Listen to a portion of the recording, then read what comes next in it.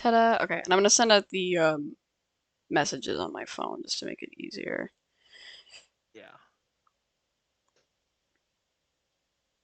I just realized how poor timing this is because of the whole submersible. But we're gonna keep away from that topic.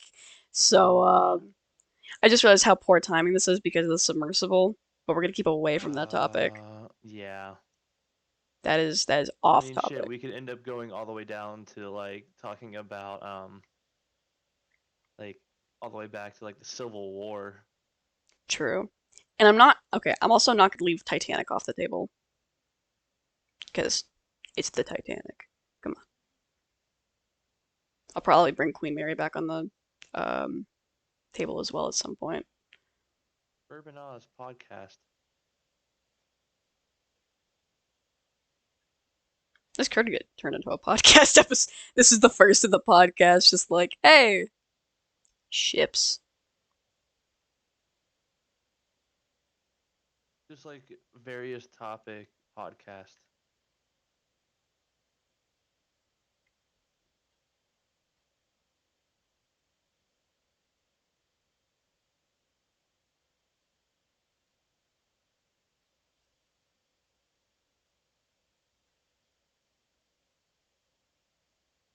I just said Birb and Oz talk about various ships and other topics. Come join the conversation.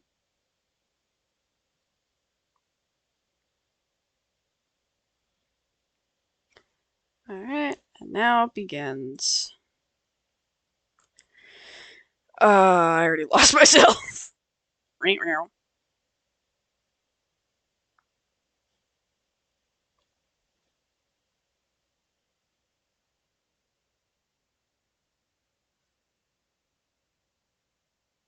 Here we go.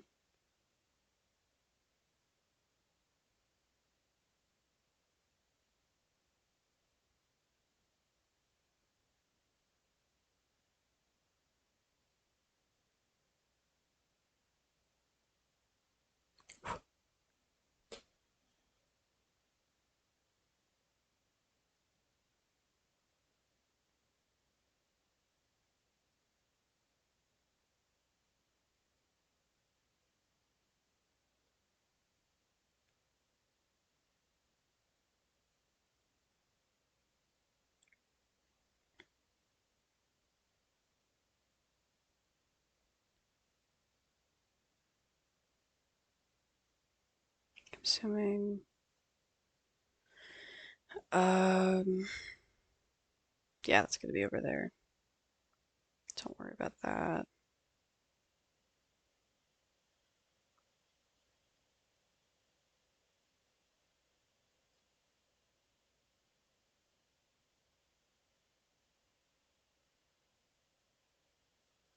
Oh, that's right. I forgot to put it over here.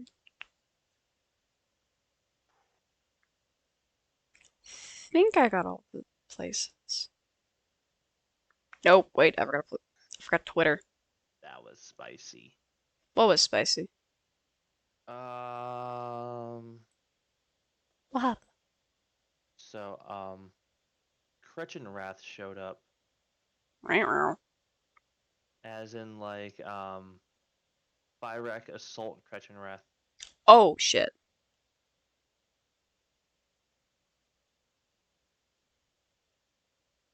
Yeah, and he shredded me. Just said see ya, yomp.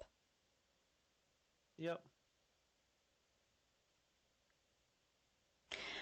All right. I think we're good now. Um, so that's all set up. We're all good there. We can go over here, and everything's all fine and dandy. Yes, it is. Though I might actually hold up.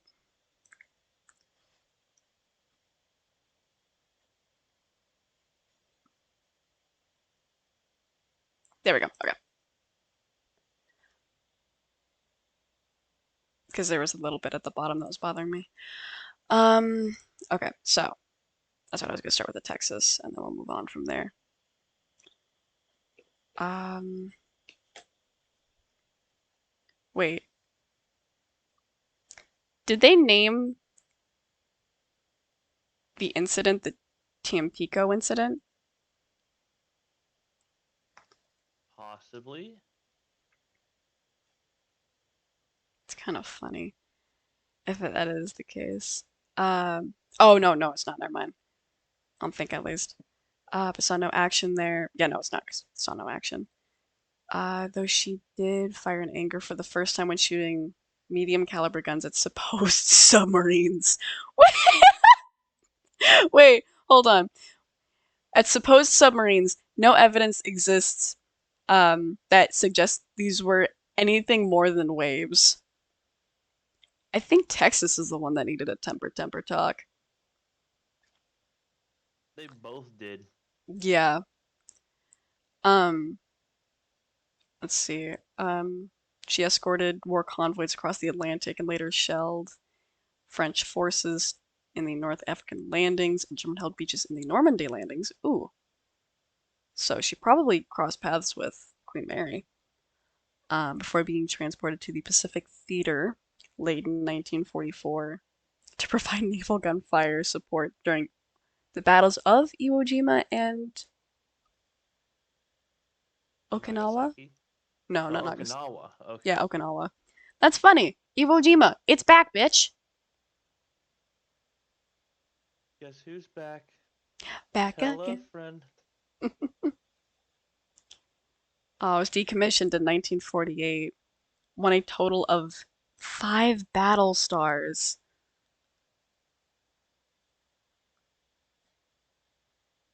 She was also a technological testbed, apparently. First U.S. airship to mount anti-aircraft guns. Now she was the first U.S. battleship to become a permanent museum ship. And she was the first battleship to be declared a U.S. National Historic Landmark. Oh, holy crap, she's the only remaining World War I era dreadnought ship, like battleship. Yep. She is also one of the 8 remaining ships and the only remaining capital ship to have served both world wars.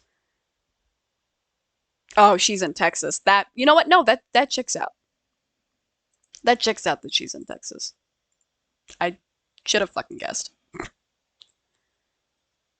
Uh, but um, apparently, as of the end of August last year, she moved to a dry dock to undergo $35 million repair project. As of February 23rd, the repair project is underway. Or 2023, sorry.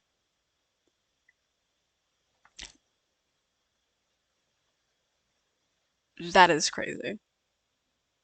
Crazy. I was crazy once. They locked me in a room, a rubber A room, rubber room. a rubber room A with rubber rats, room with rats. and rats make me Rats? crazy. Like crazy? Crazy? I I was was crazy crazy once. once. They locked me in a room, Oh no. a rubber room, a rubber room with rats, and rats make me crazy. I'm sorry. It's just, this Oh, is the why we shouldn't be bastard locked in one died. room Let's anymore. go. He's dead. Yippee! Let's see. I'm trying to It find a. requires level 70 to equip the piece of armor I just got. Ooh, that hurts. I'm 6 levels off. Correction, 5 levels. Oh my I just gosh. leveled up. Oh shit. On May 25th, was what year is this? Oh wait. Oh, 1915. So May 25th, 1915, Texas, along with battleships South Carolina, Louisiana, and Michigan, rescued 230 passengers from the damaged Holland America Line passenger ship, uh, Rin Rindam, which had been rammed by a Norwegian flag fruit steamer. That's a fruit steamer. That is a name of a type of ship. Interesting. Oh wait, that's so cute. In gratitude, Holland America Line presented Texas with a model of a 17th century warship, which is displayed with the wardroom silver as of 2014. And then 1916, uh, Texas became the first U.S. battleship to mount anti-aircraft guns with the addition of two 3-inch, so 76 millimeter, 50 caliber guns on platforms atop the boat cranes. Holy fuck.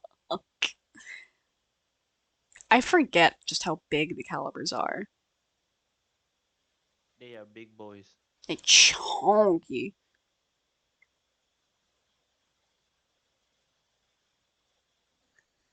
Um, baby's eepee in my lap. She going night night.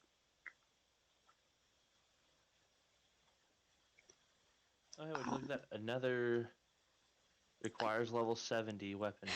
Another one. Another one. Another one. I'm trying to find the uh hi. I'm trying to find the thing where she flooded herself. Um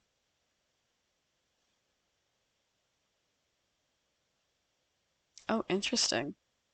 Oh, she shot the first American shots of World War One. Also, hi Phantom. How are you? Hello. Uh Wait, here we go. One of the gun crews trained aboard Texas was assigned to the merchant vessel Mongolia at the beginning of the war. On April 9th, not 9th, sorry, 19th, the crew of the Mongolia sighted a surface German U-boat, and the gun crew trained aboard the USS Texas opened fire on the U-boat, averting an attack on Mongolia and firing the first American shots of World War One. Hi, Bunny. Wait, I'm doing good. One of my friends fucked up and told me to stop holding. Oh no, Phantom, what happened? Who did you slaughter?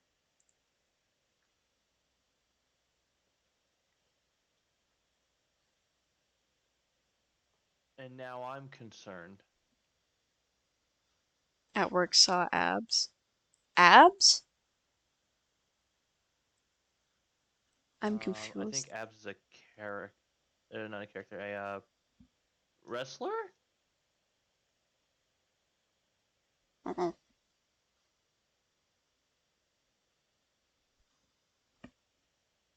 Uh, your title trying to make a joke. No, we're just talking about ships. Like, wait. Oh, thank you, love. I didn't even see that. Mm-hmm. They said.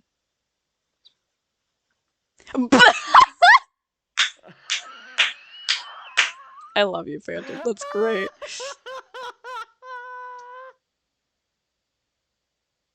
When are you gonna use that on me? I mean, what? Hello? Hello? I was. Were you drooling, Smalls? Hello. Uh, wait. Texas, what the fuck? She ran hard aground on Block Island. They were confused about shore lights and were more concerned about the minefields at the opening of Long Island Sound. Made a turn at the wrong time and ran the ship aground on the island from the bow all the way. Um, was this aft? Okay, wait. Aft beyond midships. Holy shit! So she was pretty much halfway on the ground. Held back a lot. I held back a lot and they told me to stop. They also said that they would fight me. My response is, we're more than welcome to try, but I hope you like being pinned to a wall. I'm glad they told you to stop holding back because, oh my god, that's amazing.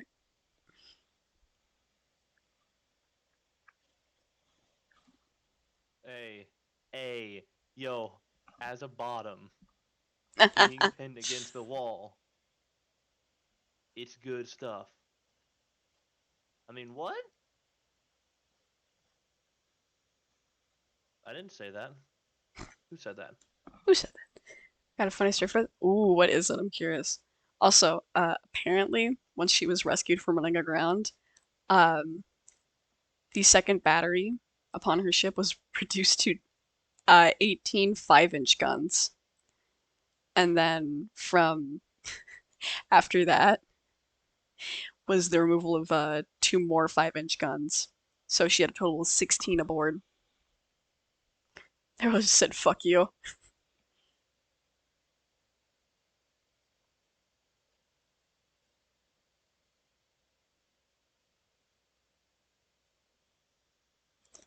Let's see.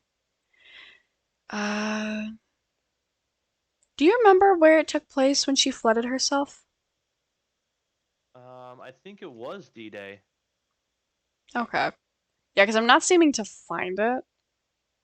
It's probably a little bit afterwards, because I don't remember exactly the date of D-Day, ironically. January. It's June something. It was World War II, so I'm still in World War One. Okay, so I've got a long ways to go.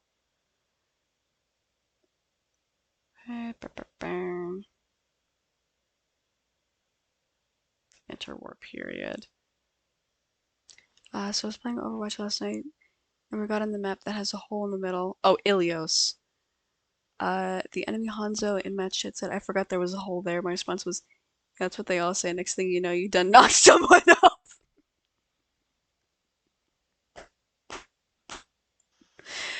Oh my god. I can make a really down bad joke right there, Oh no. but I'm gonna hold my tongue. Okay. You go ahead and do that. Damn, I didn't think that you're actually gonna be like, yeah, do it. Coward.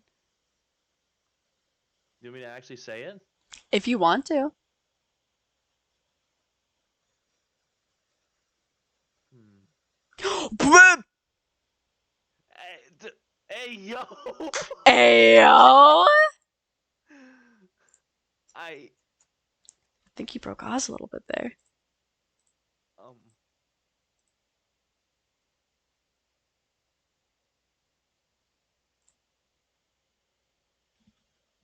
uh, mm-hmm. Mm-hmm. Oh, oh, never mind. You already did Huh? the Ron thing tonight. Yeah. We're gonna do that. Mm-hmm. Um, okay. Let's see. Ben said, I'm pretty sure he's taken. I mean, Cowboy can There's a join our reason. watch. I mean, I'd There's a be down for reason that. why.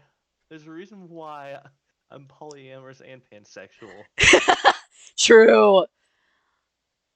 Very I true. swear, I'd take Sawyer into the fucking relationship. I think Sawyer's monogamous, so Yeah, I think so. If Sawyer was just like, if Sawyer was curious, be like, nope, you're coming into the relationship with us. Like, come on, yeah. yoink. Yeah, no. Sawyer flirts like platonically, I think. If I remember correctly from our I don't conversations. know, man. With some of the shit that Sawyer says. True. Oh man. When neither of you heard me say oh now I want to. You can't just say that and not expect us to want Yeah, to now. yeah.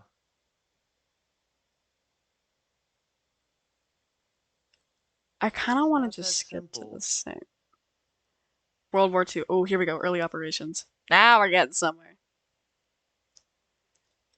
Um she was put on neutrality patrol. That's a mistake. That's a huge ass mistake. You don't just put Texas on neutrality patrol. No, you don't. Here we go. Sunday, December 7th, the day of the attack on Pearl Harbor. The battleship was at uh, Oh shit, it was all the way in Maine. Undergoing a rest and relaxation period following 3 months of watch duty.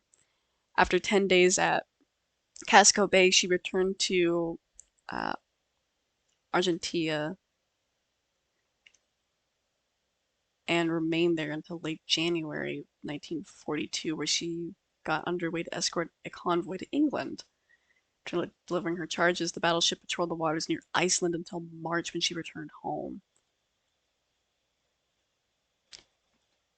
Interesting. Texas neutrality, yeah. It's in my DMs. Okay.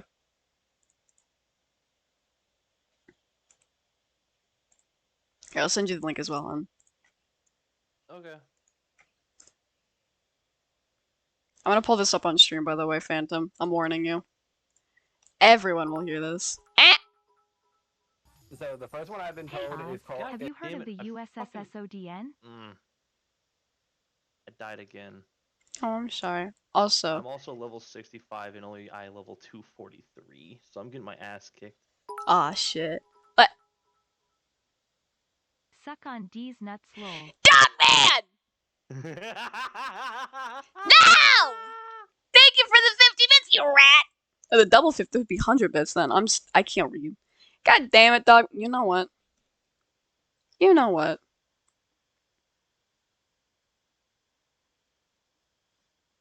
Boom. Actually, I have a round of shoutouts to give. Hold up. It looks so schmexy. With the little third eye. Don't be such love a it. nighthawk about my bits, Let's don't see, you? what will I get from He's this, such a nighthawk. Everversing doing? Sappy. My immature Oh my moment God, of. why are you the way that you are? Oh, I'm dying. Do you know the Where are muffin? you? No. Huh? It was the clip playing. My immature There you moment of go. the day has been redeemed. We're vibing. We're chilling. We got you a shout out there, love. Oh god. Please. No. I Yes. don't want to burn to death again. Come on. Oh. Oh! Man. You're going to the boat. And would you look at that? Another Boat. item requires level or requires level 70. Oh, yeah, I forgot. It's Dogman's most famous Sea of Thieves moment. I didn't Consent consent to to this. this. Hi, Luz. What, Smalls? What are you doing? Oh yeah, we're chilling, Dogman. How are you doing? Actually, you know what? Since she's here and she's demanding attention, hold up. Okay, but now here's the question. Hmm. Do we open up this podcast moment for a couple more people? I think so. Also, sorry in advance, chat. I look like shit. I was wearing a hat last night. I've not bothered to fix my hair, but it just stinkers. Ben's doing his Lucy impression. Just human, let me speak. I need to be heard by the world. Oh, baby.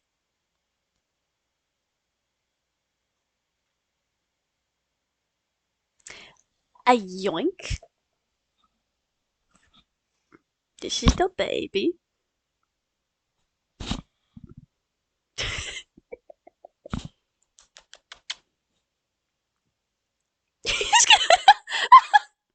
She just starts licking herself. Delightful. Okay. There we go. You still here, love? Yeah. Okay, I was just making sure. I didn't know if she accidentally pulled up my mic or not. Nope. I can say I can't pull out my mic accidentally. Fuck off. Mine's a headset one. So's mine. Oh no, mine's Bluetooth. Oh, fuck. That's right. I forgot about that.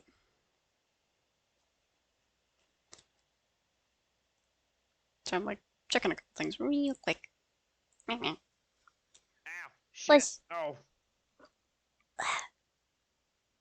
back up.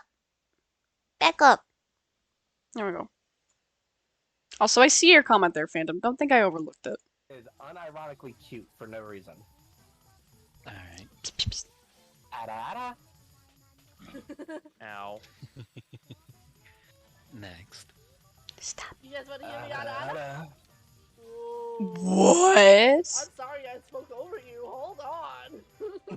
Huh? Gonna have to do that again, Phantom. I say I haven't listened to it. You can't say anything. Ben, no! What did Ben say? Unplugs your Bluetooth controller. Man, we even talked about trying to avoid this topic. I'm not gonna say anything directly about it, but oh god. Wait, no. Oh, Ben's realizing the mistake. Wait, no. Oh no. Wait, hold on. Wait. Texas was stalked unsuccessfully by a German submarine. How do you unsuccessfully stalk a ship as a submarine? I don't know, and I don't know if I want to know. My guy. Alright.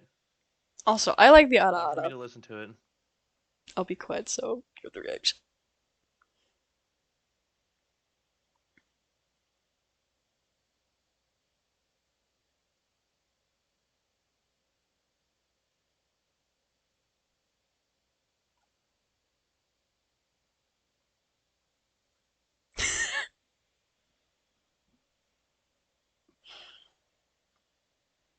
Let me just take the glasses off.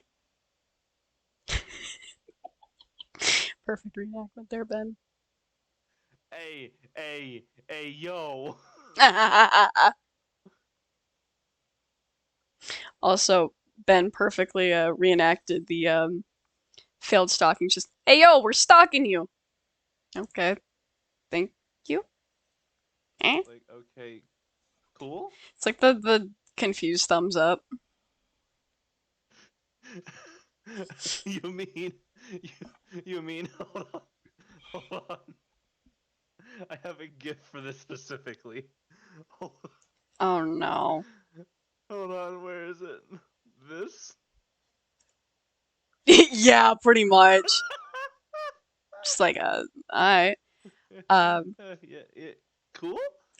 Also, apparently that wasn't the D-Day thing wasn't the only weird thing she did. So on October 23rd, 1942, Texas embarked on her first major combat operation, uh, the invasion of North Africa. So she's a part of Operation Torch. Um, so the warships arrived off of the assault beaches near the village of Mehedia early in the morning of November 8th and began preparations for the invasion.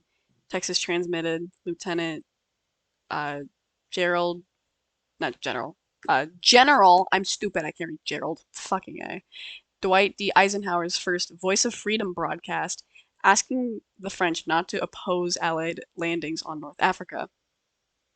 When troops went ashore, Texas did not go into action immediately to support them. Instead, the Army insisted on landing surprise. Texas entered the battle early in the afternoon when the Army requested her to fire upon a French Army ammunition dump near a port that I don't know the name of. One more gunfire mission was provided on the 10th before the ceasefire on the 11th of November. Thus, unlike in later operations, she expended only 273 rounds of 14-inch shells and 6 rounds of 5-inch shells. Hot damn. As well as during her short stay, some of her crewmen went ashore to assist in the salvaging of some of the ships that had been sunk in the harbor. And she was one of only 3 battleships, Massachusetts and New York, that took part in the operation, Operation Torch.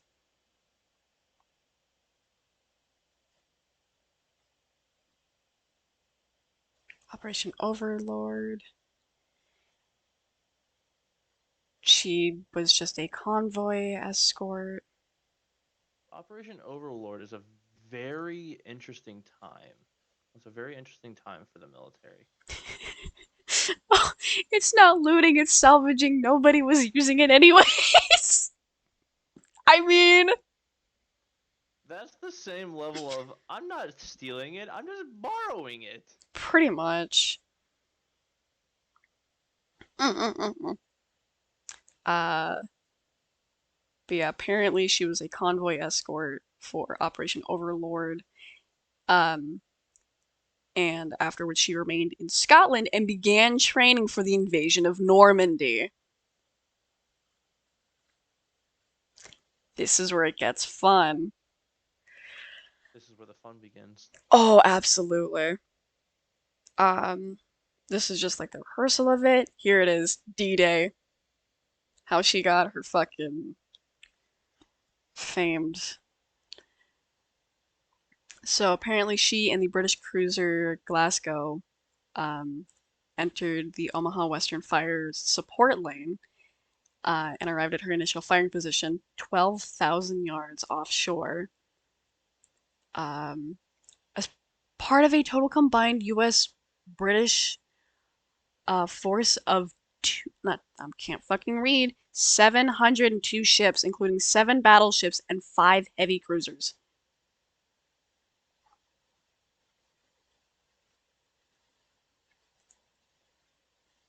Jesus. When she ceased firing at the point at 6:24, 255 14-inch shells had been fired in 34 minutes? It fucking it was one it was one And of the most effective fucking you know yeah, considering the fact it had an average rate of fire at 7.5 shells per minute, mm-hmm. that's also the longest sustained period of firing for Texas in World War II. And while the shells from the main guns were hitting the point, the 5-inch guns were firing on the area leading up to exit D1. The route to get inland from western Omaha. Oh my god. By noon, the assault on the beach was in danger of collapsing due to stronger than anticipated German resistance and the ability of the Allies to get needed armor and artillery units on the beach in an effort to help the infantry fighting take Omaha. Some of the destroyers provided gunfire support closed near the shoreline, almost grounding themselves to fire on the Germans. Holy shit. Texas also closed to the shoreline at 12:23. Um, she closed only 3,000 yards from the water's edge, firing her main guns with very little elevation to clear the western exit D1. Among other things, she fired upon snipers and machine gun nests hidden in a defile just off of the beach. Oh my god, imagine just being a sniper at D-Day. You're just sitting there. You're not thinking any of the fucking ships. All of a sudden, Texas just fucking turns her guns towards you and just boom.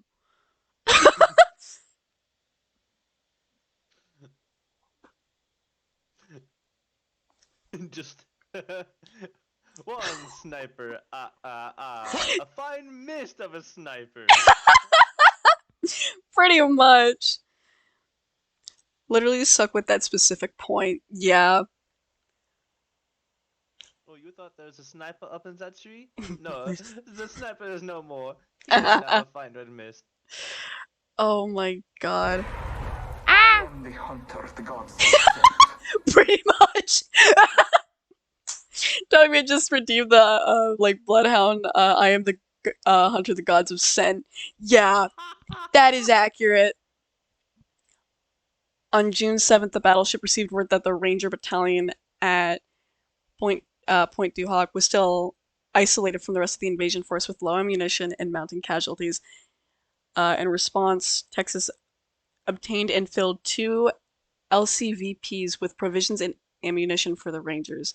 Upon their return, the LCVPs brought 35 wounded Rangers to Texas for treatment, along with the Rangers, a deceased Coast Guardsman, and 27 prisoners, 20 Germans, 4 Italians, and 3 French were brought on the ship. Jesus Christ. Let's see. Later in the day, her main battery rained shells on the enemy-held towns to break up the planes. No, sorry, not the planes. I jumped a line because I was rubbing my eye. To break up German troop concentrations. That evening, she bombarded a German mortar battery that had been shelling the beach. Not long after midnight, German planes attacked the ships offshore, and one of them swooped in low on Texas' starboard quarter. Her anti-aircrafts opened up immediately, but failed to hit the intruder. No, Texas. Wait, it's not. Wait, was it not D-Day?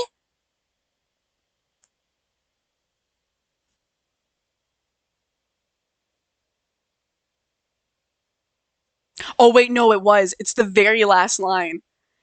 After that, she retired to Plymouth to rearm, returning to the French coast on June 11th.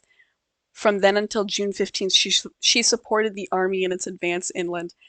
By June 15th, the troops had advanced to the edge of Texas's gun range. Her last fire support mission was so far inland that to get the needed range, the starboard torpedo blister was flooded with water to provide a list of 2 degrees, which gave the guns enough elevation to complete the fire mission. Oh my god, with combat operations beyond range of her guns on June 16th, Texas left Normandy for England on June 18th. Oh my god, I love Texas. She's a maniac. I mean, she did become one of the most feared ships for that That's fucking reason. true. Yeah. Apparently she was also at the Battle of Cherbourg. Um, with she found herself in company with Arkansas and Nevada, as well as 4 cruisers and 11 destroyers. Um, Apparently their bombardment plan was changed to be built around Arkansas and Texas, with Arkansas being the first to fire at German positions, while the gunners waited for Arkansas and Texas to be well within range to return fire. So apparently they were out of range for the Germans to shoot at them, but they were within range for the ships. God damn. Imagine being that far inland and getting blown up by a ship that said, "I'm a flood aft, so I can get my shells further." That's why we love the USS Texas, man. Alternate history, That these ships were ship. blimps. So What? alternate fucking name for the USS Texas. Don't fuck with me. USS fuck around and find out. Yeah. Oh god. I mean, you just said when you enter cheat codes. That's kind of what they did. Yeah, they were waiting for Arkansas and Texas to be well within range to return fire. At 12:33, Texas was straddled by 3 German shells. 5 minutes later, it returned fire with a continuous stream of 2-gun salvos. What the fuck is a salvo? Salvo Oh, essentially just shots. Like Christ. Just like continuous, pretty much. yeah, like batter. It's essentially like a missile battery, but it's this missile salvo. Ah. Right now the Marines were the fuck around and the USS find out is the answer. Flies half the ship. Wait, that's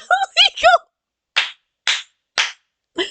Wait, that's illegal. Wait, it's like oh motherfucker. Which is the it was the last White Star Line ship. Where is that bitch?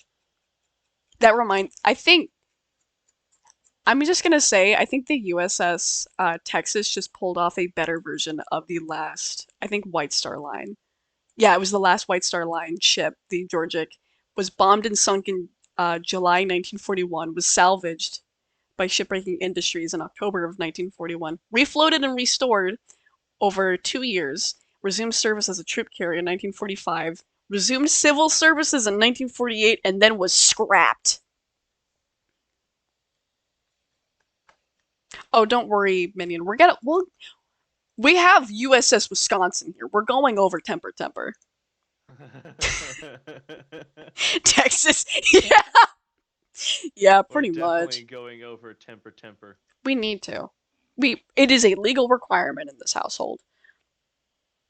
Um Battleship continued firing her firing runs in despite of shell geysers blossoming about her and difficulty spotting the targets because of smoke. However, the enemy gunners were just as stubborn and skilled. That's funny.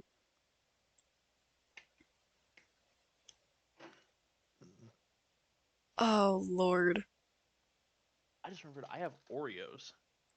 Ugh.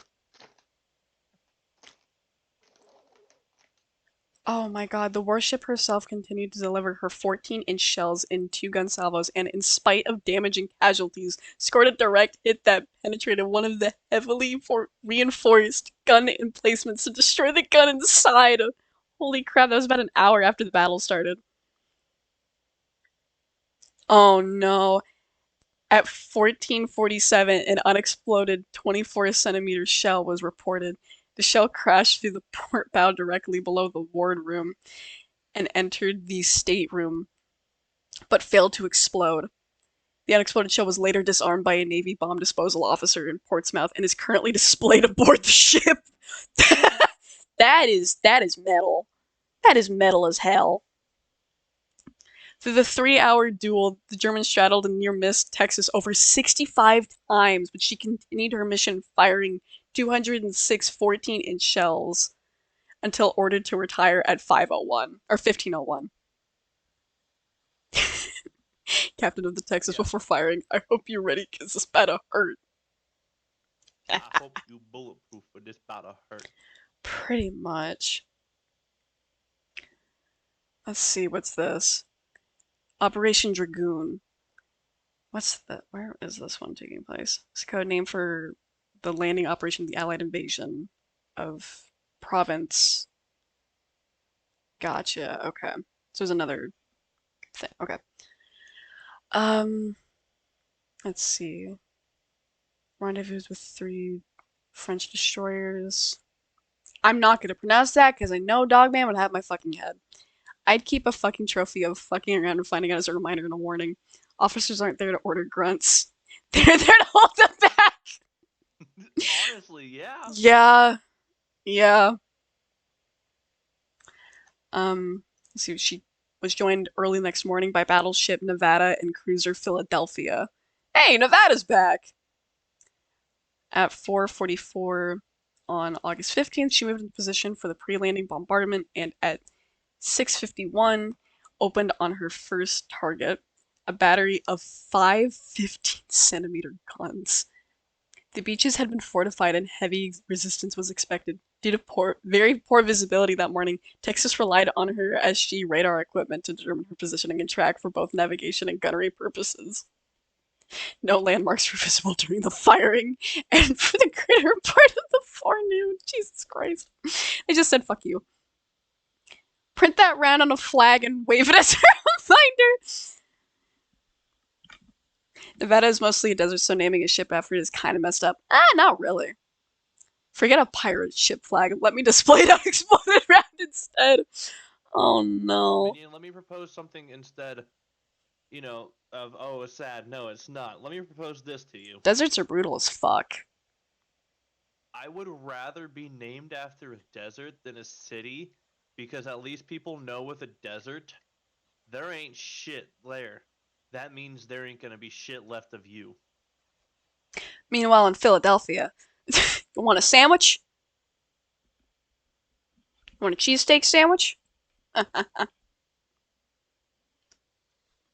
Alright, thank you for the lurk, dog man.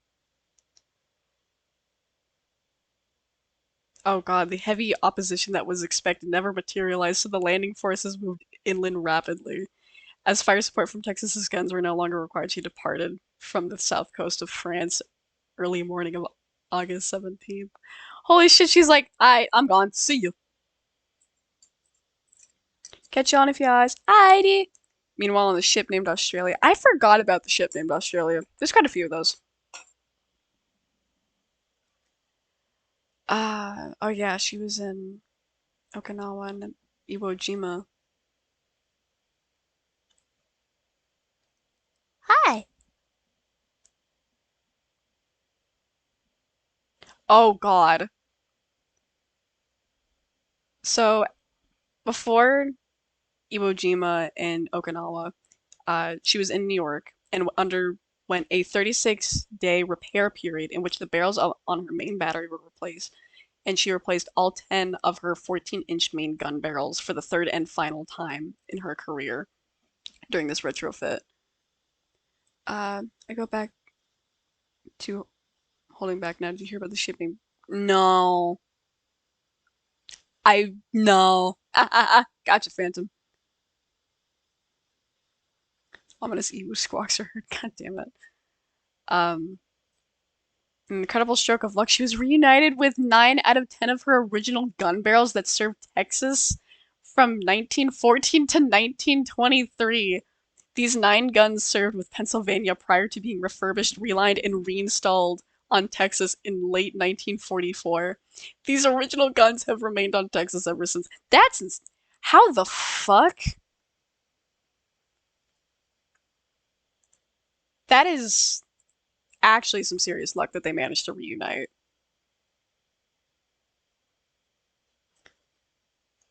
After a brief refresher cruise, she departed Maine in November and set course. Hey, she made a stop in Long Beach, California, and then continued on to Oahu. She spent Christmas at Pearl Harbor and then conducted maneuvers in the Hawaiian Islands for about a month. That's funny. What is it with Long Beach? Because this is long before Queen Mary got retired. It's a port. I know Long Beach is a port. I've been there. I've stayed on the Queen Mary. I just see it a lot, which is kind of funny.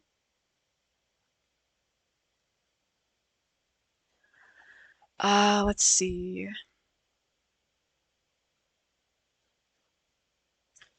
Oh, she provided naval gunfire um, for the Marines storming the beaches of Iwo Jima.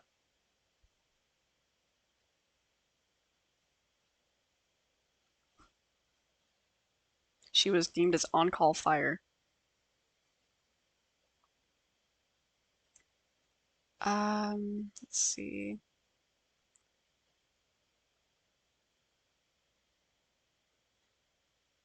Hi, Smalls.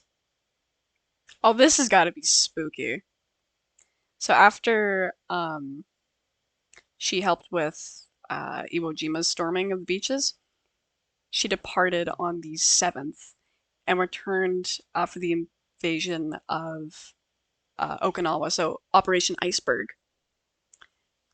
So she departed with Task Force 54, which is a uh, gunfire support unit, and arrived in the Ryukyu Islands on the 26th, and she moved in close to Okinawa and began her pre-landing bombardment that same fucking day.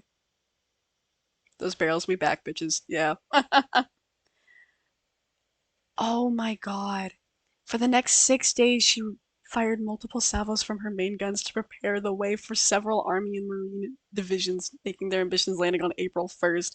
And each evening, she retired from her bombardment position close to Okinawa, but would return the next morning to resume her bombardments. The enemy ashore preparing for a defense in-depth strategy, as at Iwo Jima made no answer. Only air units provided a response. And it was just kamikaze raids. You're the last one. Complete the mission. Yeah. Oh god, Texas escaped damage during those attacks. That's insane. She just said, fuck you. I dodge. Hi, Smells. Hi, you're being so snuggly. You're making me suspicious. What's going on?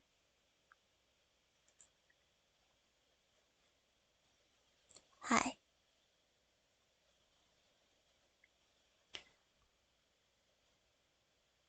Holy shit. On April 1st, after 6 days of aerial and naval bombardment, the ground troops went ashore, and for almost 2 months, Texas remained in Okinawa waters, providing gunfire support for the troops and fending off enemy aerial assault. Wait, what? In performing the latter mission, she claimed 1 kamikaze kill on her own and claimed 3 assists. Holy fuck, Texas! Lucy snuggling up. I puked on your favorite rug. Yeah, she does that. Texas was at general quarters over 50 days straight at Okinawa due to threat of kamikazes. This meant that the crew were at their battle stations at all times for 7 weeks and ate only crackers and K rations for their meals, and their only resting times was a quick shower and change of clothes every 3 days. Texas was never damaged as a result and is believed as it was the only U.S. ship that stayed at general quarters for that long at any point during World War II. She fired 2,019 14-inch shells, 2,643 5-inch shells, 493 3-inch shells, 3,100 rounds of 40 millimeter ammunition, and 2,200 rounds of 20 millimeter ammunition during the Okinawa campaign. No fucking wonder people feared her. Holy crap. Mm-hmm.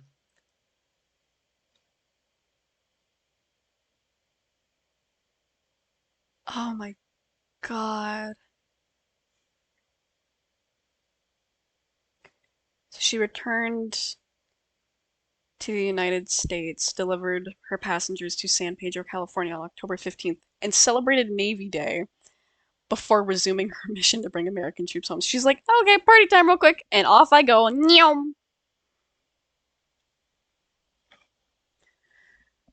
Oh my god. And then she was officially placed on reserve as of June 18th of that year. Holy crap.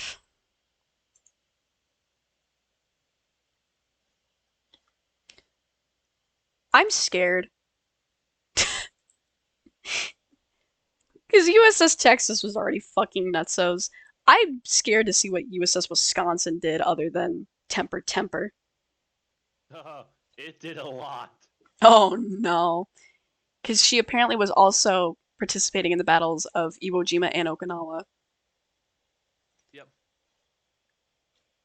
Wait, during the Korean War?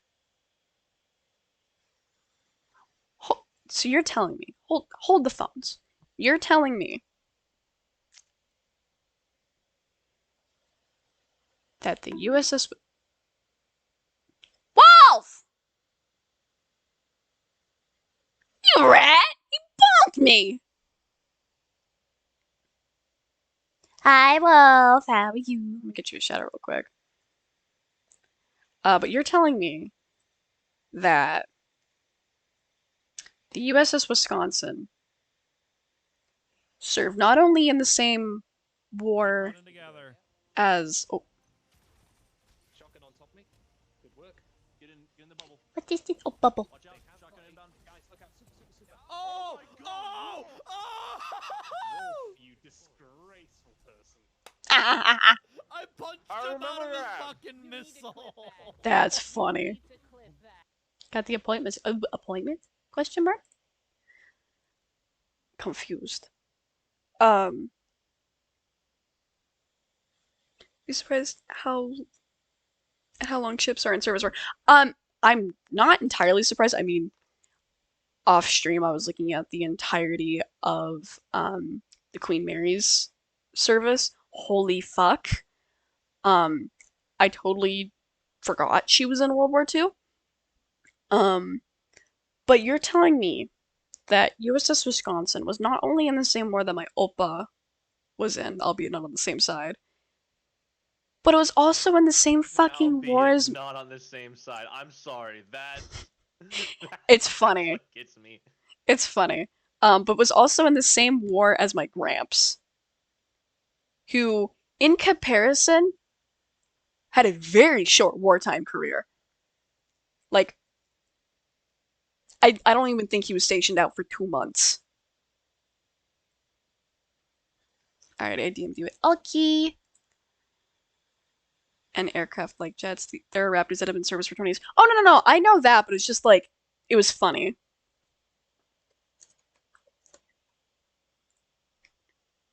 Because Texas was put into retirement basically right after World War II, after serving in both World Wars.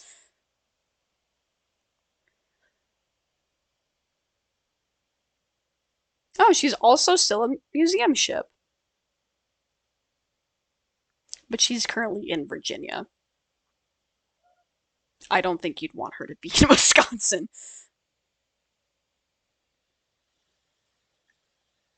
Yeah, nowadays it's all missiles. Yeah, that checks out.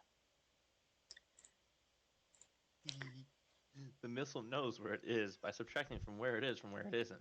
Lucy, are you the missile guidance test motherfucker? I just This is needed the you to missile know. guidance system, I bitch. love you. We clowning this hoe. Also, thank you, Sabo, for the help pots. How are you? I'm going to commit various atrocities against humanity, Oh god. and Also, nobody can stop me. oh no. Also, apparently, Wisconsin is not the first ship to be named after the state, but is actually the second. It doesn't say what the first one was. Like the history of the first one. Yeah. But she was built for World War II.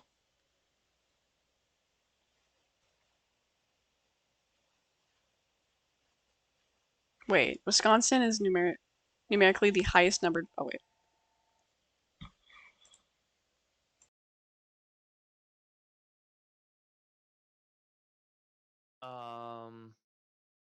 Okay, so no, I have the answer for you about the USS Wisconsin, the first one. Oh? It Sorry, the phone was was ringing. um so the USS Wisconsin BB-9. Mm. The one that was involved with Temper was BB-64. Okay, so this is the correct. I assumed, but I was just like, huh, I didn't think there was a second one. So yeah, BB-9 was the first ship of the United States Navy to be named for the 30th state. It was a dual engine of a triple expansion steam engine. Could only get up to 16 knots, Oh shit. aka 18 miles an hour. Also, hi Chaos. That's not very fast. And its crew was a max of 531. Ooh.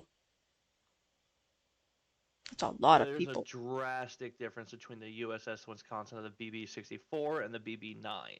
Oh, I can imagine. There's quite a few numbers difference.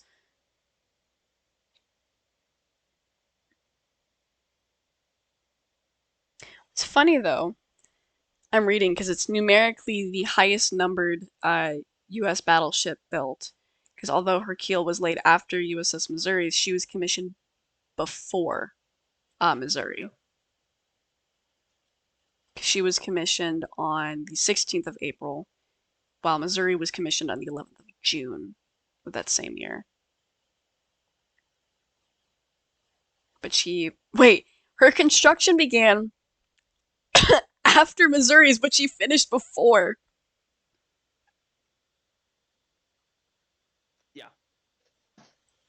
Wait, I thought about the F-14 and now I'm sad. Wait, why are you sad? Iowa and Wisconsin were finally stricken from the Naval Vessel Registry on March 17th, 2006, making them the last battleships in service in the world. Holy crap. Military history is my favorite. I'm just getting into I have a little bit of family military history, but I'm just very curious. I've got family who served in World War One, World War Two, Vietnam, Desert Storm, the Korean War. Oh shit. Yeah, Um, you've got a lot more than I have. my great grandfather, who didn't pass away until 2010, 2011. Holy crap. Yeah, he was in his 90s. He Jesus. was Air Force Reserve for World War II. Goddamn. Actually, did end up getting deployed over to France after D-Day. Was there Oh. for 3 weeks. Saw one combat mission and then was sent home because my great grandmother was giving birth to my grandmother. Oh shit. Yeah, you got a lot more family war history than I do because I just have, as far as I'm aware, because a lot of our family history has unfortunately been lost, due to World War II. Um, but we did have uh some relations in World War II as well as Korea. I have no idea anything prior, um, on either side, due to the fact that during World War II, uh, the only possibility of there being family history of like serving. Unfortunately, the village that my oppa was from was bombed, so we don't know anything.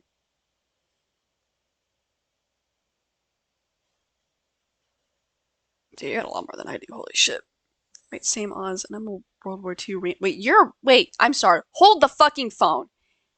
Chaos? You're a World War II reenactor? Hello? Since when has this been a fucking thing? I know quite a few of those. I've There's actually a Civil War and reenactment well, no, event no, that no, happens near me sometimes. no. I know that. Um, I've actually been to quite a few. It was just the thing of chaos being a World War II reenactor. I never knew that. Oh, yeah. That's awesome. I'm kind of jealous. Let's see.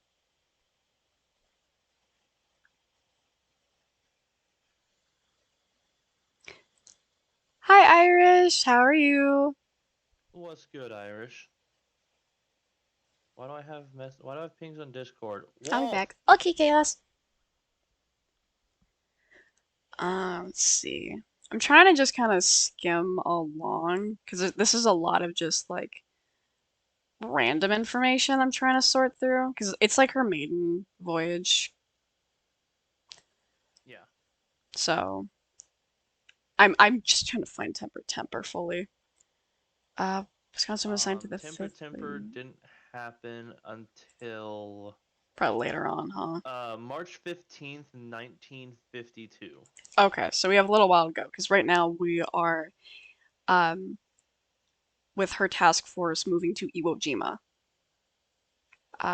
which they revisited Tokyo apparently. Let's see. Yeah, there's not as much detail. It's very like skimmed over, unfortunately. But holy shit. Um, she was southwest of Kyushu, um, where there was a failed attempt at an anti-aircraft fire at on March 19th, um, when they failed to stop an attack on the carrier Franklin. That afternoon, Wisconsin and task force retired from Kyushu, screening screening the blazing and battering flat top and shooting down 48 attackers. Holy crap. I'm personally doing good. How about you, love?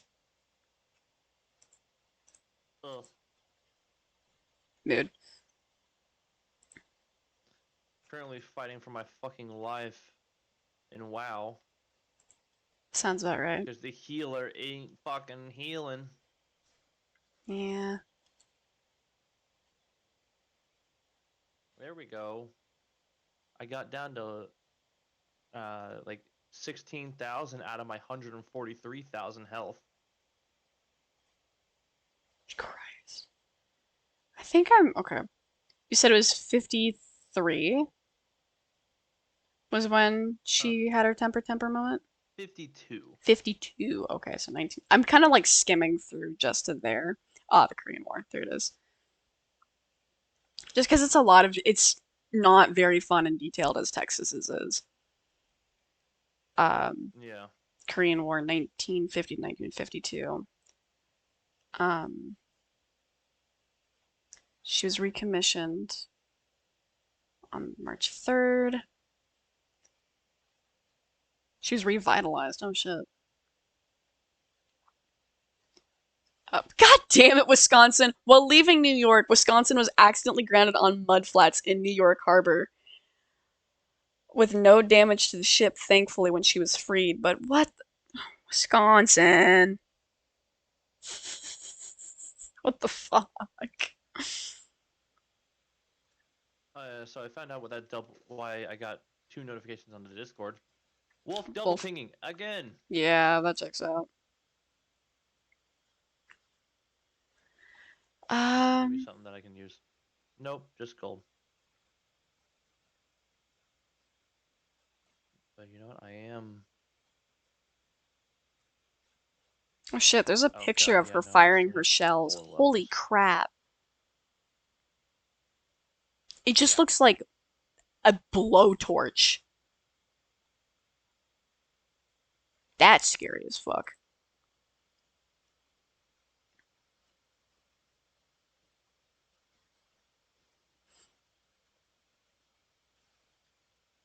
Let's see.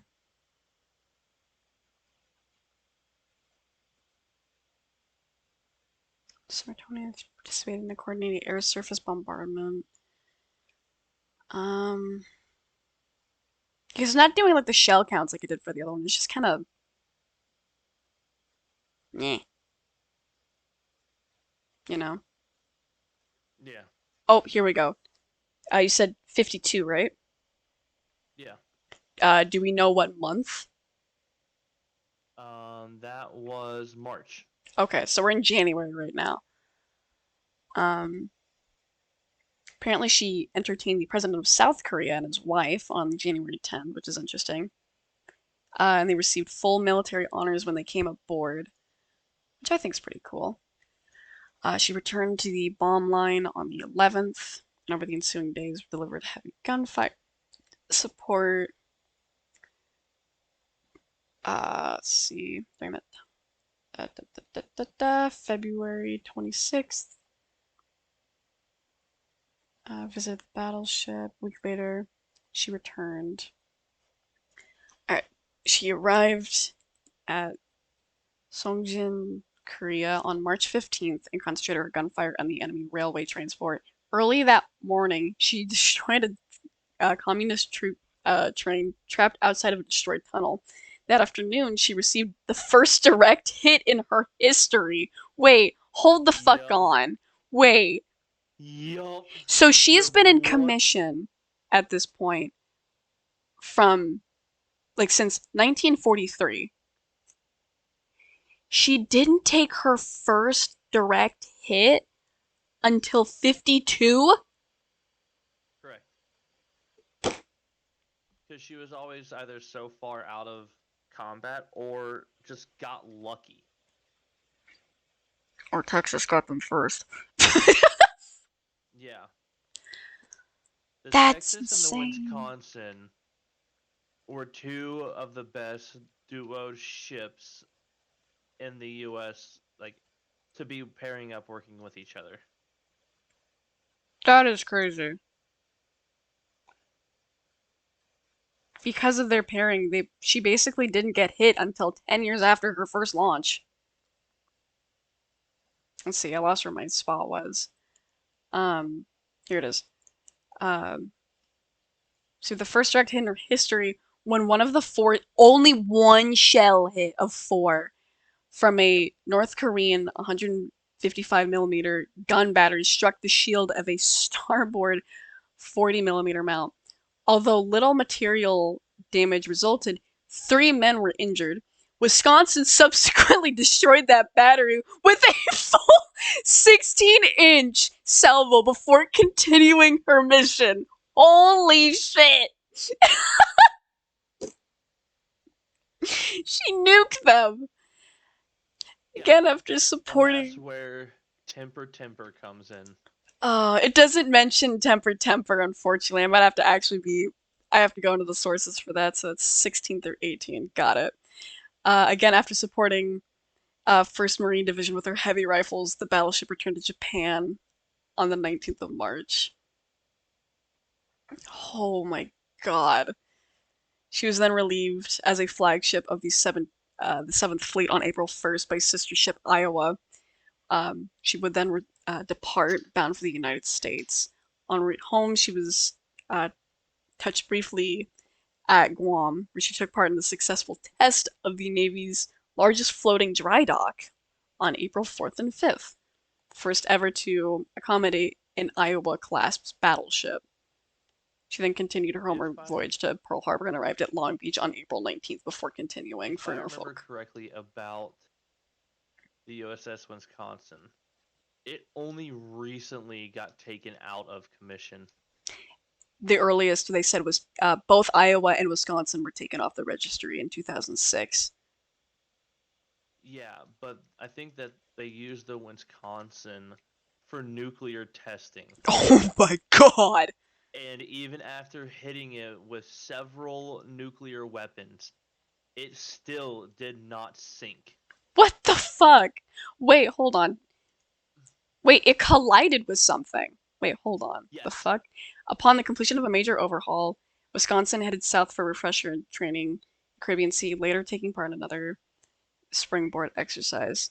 Welcome back, Chaos! During that exercise, she again visited port and added Tampico, Mexico to her list of port calls. Oh wait, while operating in East River in New York Harbor, Wisconsin. What is it with Wisconsin and grounding herself in fucking New York Harbor? Because she was accidentally grounded, but again, the ship was freed in about an hour without any serious injury. This is the second time she's run aground in New York with no damage. Wisconsin gave no fucks. Accurate to Wisconsin's. Like, I don't know how to. People from Wisconsin. Exhibit A, Wisconsin's. Exhibit A, my fucking grandpa. That man, he gives no fucks. Let's see. Throughout April 1956 and into May, Wisconsin operated locally off the Virginia Capes. The 6th, she collided with the destroyer Eaton in a heavy fog. Wisconsin put into Norfolk with extensive damage to her bow, and 1 week later entered dry dock at the Norfolk Naval Shipyard. That's crazy. Crazy? I was crazy once. But it looks like a mouth. I guess you could say they cheesed I it. rub a room with rats. And rats make me crazy. Crazy. Crazy? I was crazy once. They locked me in a room. A rubber room with rats. A rubber room with rats. Rats make me crazy. That's Crazy? fucking insane. Hi, Smalls. Just looks like a little mouth.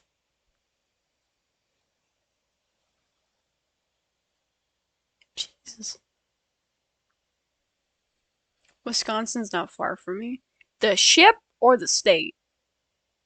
The very important differentiation. The ship is not very. I hope it's far away from you, because last I knew, that thing was still radioactive.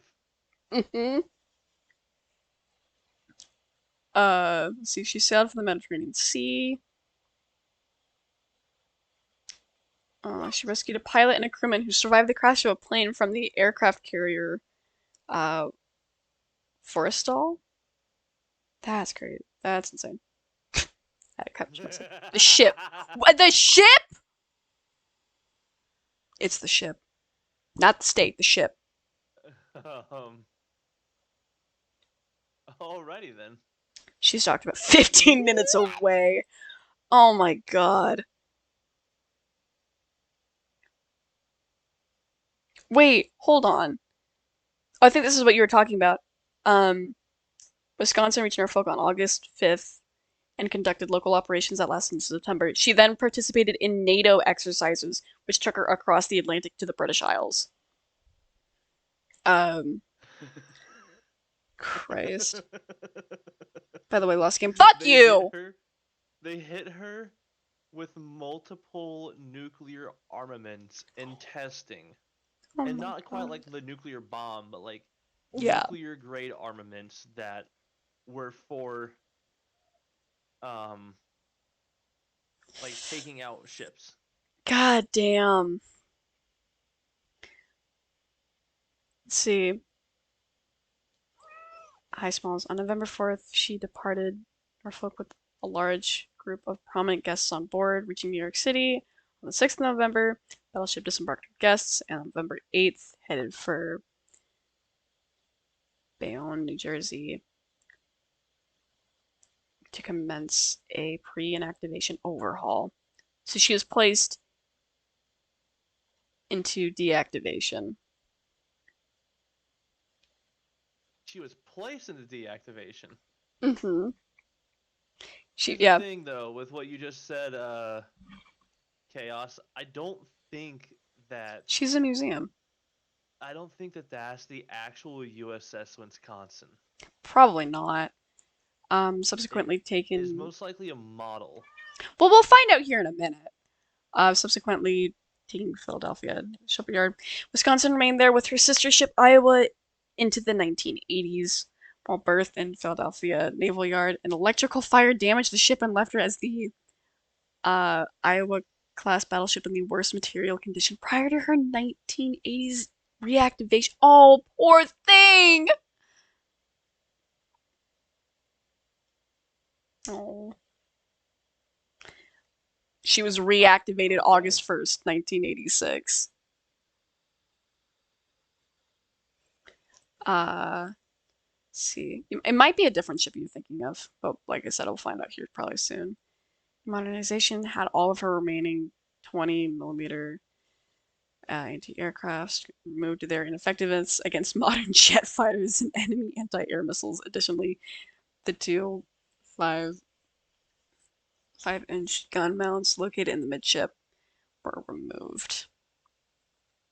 Oh my god, over the next several months, the ship was upgraded with the most advanced weaponry available. No! That's a bad idea when it comes to Wisconsin! It's got a fucking temper! Temper, temper, bitch! Oh my god. She just got to overhaul tech-wise. Oh my god. She got new guns, she got new radar and fire control systems, improved electronic warfare capabilities. USS Nevada was nuked to shit, then That's what spent a it week. was. I'll probably look into that at the end. Wisconsin wasn't. The USS Nevada. Poor Nevada. She was a part of the Gulf War. Wisconsin.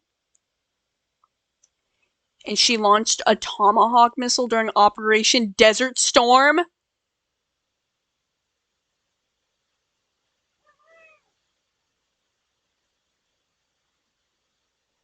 Hello? I think the Birb is broken.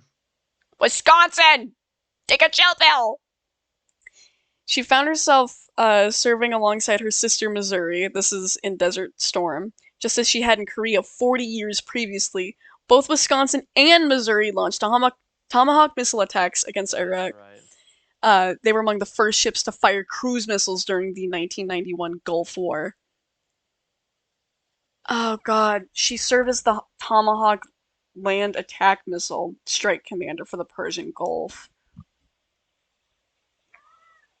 She fired a total of 24 of her own TLAMs during the first 2 days of the campaign. Wisconsin also resumed the responsibility of the local anti-surface warfare coordinator for the North Persian Gulf Surface Action Group. Oh my god. And she relieved the Missouri on February 6th. Good lord. The most recently recommissioned battleship sent 11 shells 19 miles to destroy an Iraqi artillery battery. Bro, why? She then pounded an Iraqi communications compound. Her main guns logged 24 shells on Iraqi artillery sites, missile facilities, and electronic warfare sites along the coast. And that evening, she targeted naval sites with her 16-inch guns, firing 50 rounds, which severely damaged or sank 15 Iraqi boats and destroyed several piers in the marina. Oh my god, in response to calls for fire support from US forces, Wisconsin's main battery was used again on February 9th, blasting bunkers and artillery sites and shelling Iraqi troop positions. Oh my god. She just keeps going. As I think it was Chaos or yeah, Chaos. The USS Nevada was the ship that was too angry to die. Well, I know what we're looking into next. Oh lord. In response, Wisconsin trained her 16-inch guns on the complex, leveling or heavily damaging 10 of the buildings. Wisconsin and Missouri alternated positions on gunfire using their 16-inch guns to destroy the enemy targets and soften defenses. Holy crap! So it went from Wisconsin and Texas to Wisconsin and Missouri. Holy fuck. Oh wait, what is this? The Iraqi troops decided to signal their willingness to surrender by waving makeshift white flags, an action dutifully noted aboard the Wisconsin. Amused at the sudden development, the men assigned to the drone's aircrew called Wisconsin's commanding officer, Captain David S. Bill III, and asked, "Sir, they want to surrender. What should I do with them?" This surrender to Wisconsin's pioneer has become one of the most remembered moments of the Gulf War. The incident was also the first ever surrender of enemy troops to an unmanned aircraft controlled by a ship. Because of Wisconsin's drone. Wisconsin drone also carried out a number of reconnaissance missions. Oh, holy crap. Ain't gonna be a ship with that much more information.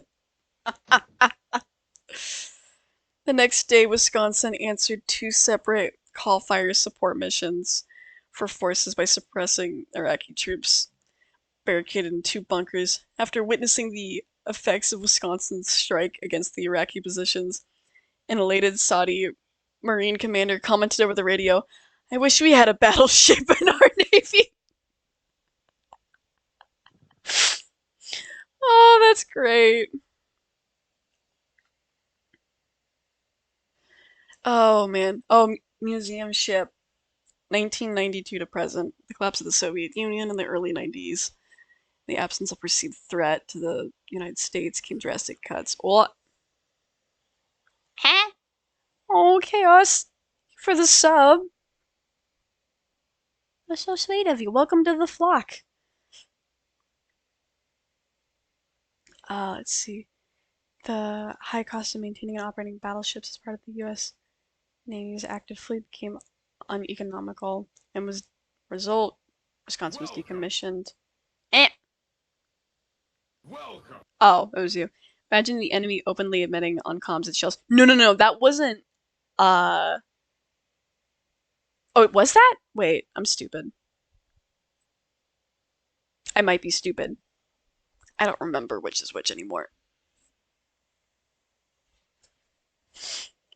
Was commissioned. See, she was restored to the naval. On April 16th, 2001, the battleship's weather decks were open to the public. Wisconsin was named, along with Iowa, as one of 2 U.S. Navy battleships to be maintained in the reserve fleet in accordance to the National Defense Authorization Act of 1996 as shore bombardment vessels. However, Wisconsin was then over 60 years old and would have required extensive modernization to return to the... Wait! They were considering reactivating her again? Yeah. Bro! The only thing stopping her was the fact that she was so old.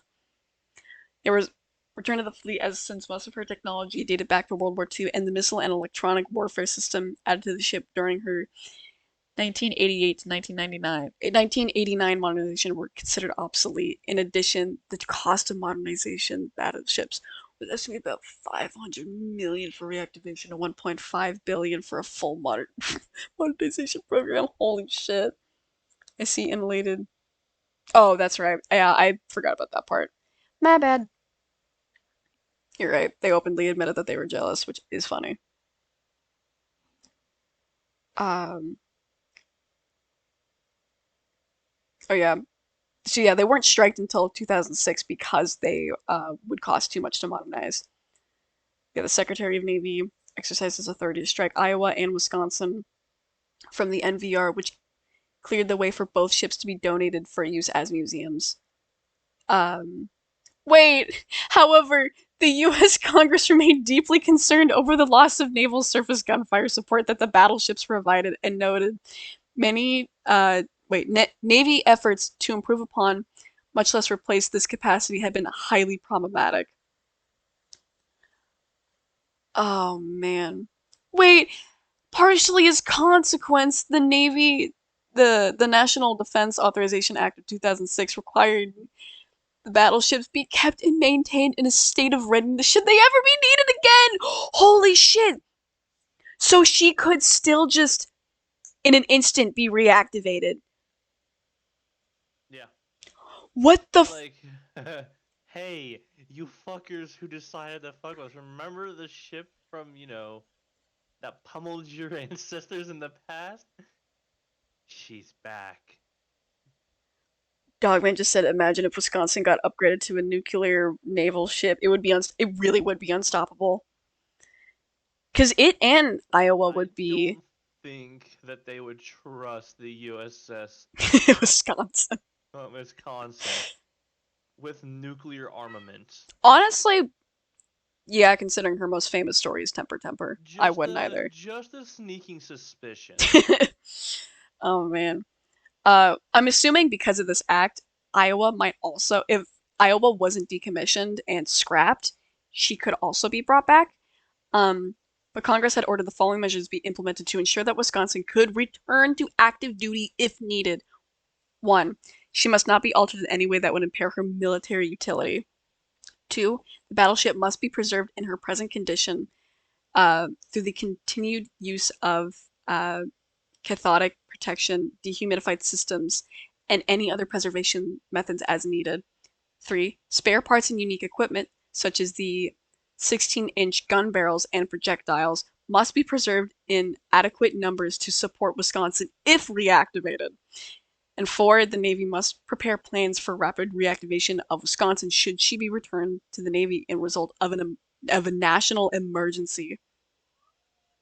These conditions closely mirror the original three conditions that the Nation Defense Authorization Act of 1996 laid out for the maintenance of Wisconsin while she was in the mothball fleet. These conditions would be unlikely to impede a plan to return Wisconsin to a permanent museum ship um, at her berth in Norfolk. So she could just be taken out of commission entirely, but she's still technically just in stasis.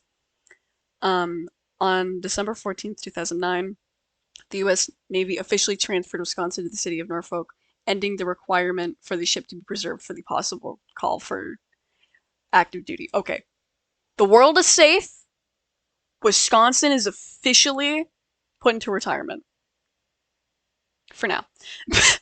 The U.S. Navy has I paid. say, I don't think the world will ever be safe with the knowledge that that ship exists. True. The U.S. Navy had paid the city of Norfolk $2.8 million between 2000 and 2009 to maintain the ship. Formal ceremony transferring the ship to the city of Norfolk took place on April 16, 2010. And it was officially placed on the National Register of Historical Places on March 28th, 2012. All four Iowas are in museums. Wait, four? There's Yeah. four? I did not know that. It's a ghost now. All four Iowas are museums, so it could happen. Oh my god, the world is not safe. Okay, it was 16 and 18.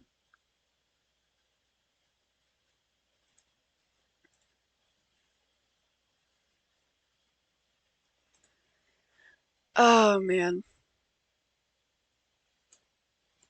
1945, 1946. Okay, it was 1952. Okay, March 15th. Um, Wisconsin contracted fire railways in the early morning to heavy troop today. That afternoon, Wisconsin received a direct hit. Okay, it actually says a little bit more detail. Um, yeah, in her two-war history, when one of the 455 millimeter shells fired by the enemy short batteries hit her on the O2 deck, just outside the gun shield. Almost as wait, this description is amazing. Almost as if the victim of a personal affront, Wisconsin subsequently blasted that battery to oblivion with a 16-inch salvo before continuing her mission. If it specified oblivion, there's a crater.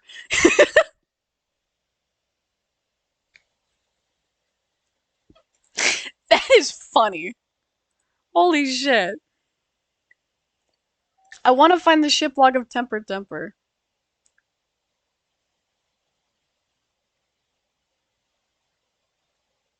Is it just not going to tell me the fucking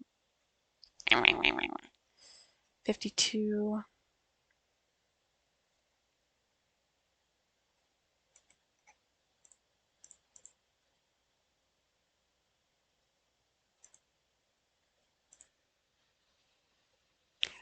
Oh wait, Iowa, New Jersey, Missouri, and Wisconsin. Just wait till I get to the USS Nevada. I'm excited to see this.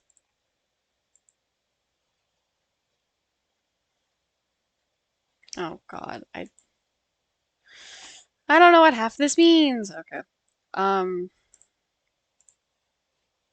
we're gonna go back to this.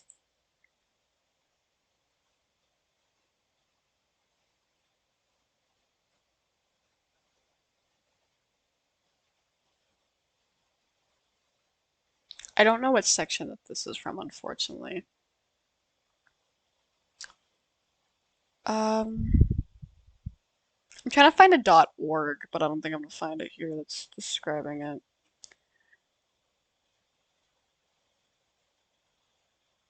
Probably just go with this one. Unfortunately, Bing might be of help. Let's see. Ship was decommissioned in 1948, but the status didn't last long. There were 0 deaths. It just got lucky. The crew of the USS Wisconsin, however, returned fire with all 9 of her guns, totally obliterating anything and anyone in the position of the hostile shots came from. Right after the shots were fired, a sister ship which was escorting the Wisconsin flashed its signal lamp with the words "Temper, temper" before continuing on There you go. Oh my god. Oh wait. You can see this beauty fire her guns below just to get an idea of what ravaging force these guns fire with. Then the full story makes sense. I'm scared. Okay, so this is the USS Wisconsin. 16-inch gunfire.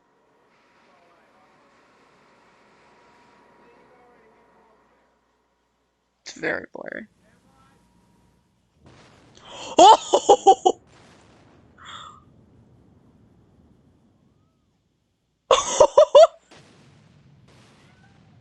I'm trying to see if there's a photo of the cliffside that it just obliterated.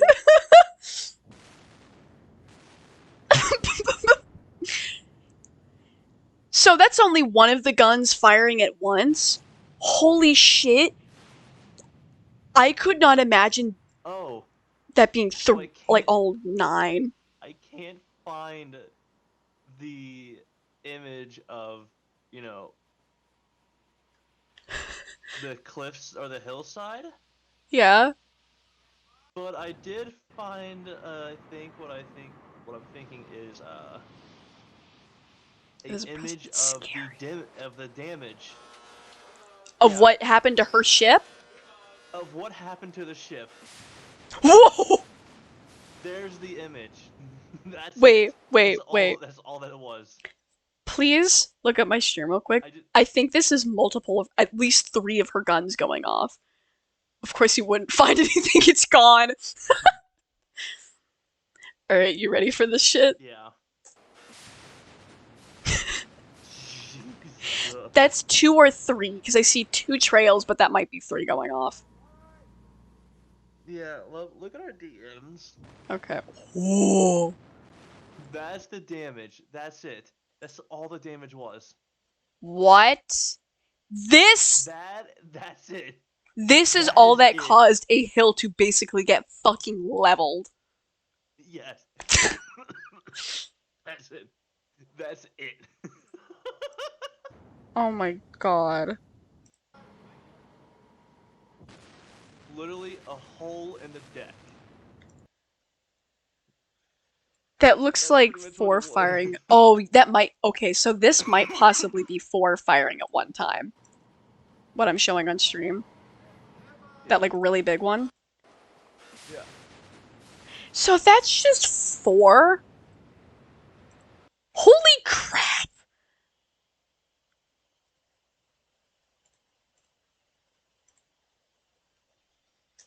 Um. What did you look up for the image? Um, I looked up USS Wisconsin photos of damage from Temper Temper. And it's literally the second image. Oh my god, I see it. That's it. That's That's all it all it took. is. Essentially a shot in the deck. That's so fucking funny. Wait, someone made a fucking meme out of this USS Wisconsin when she gets hit by one round of a 155 millimeter battery. Just oh my god.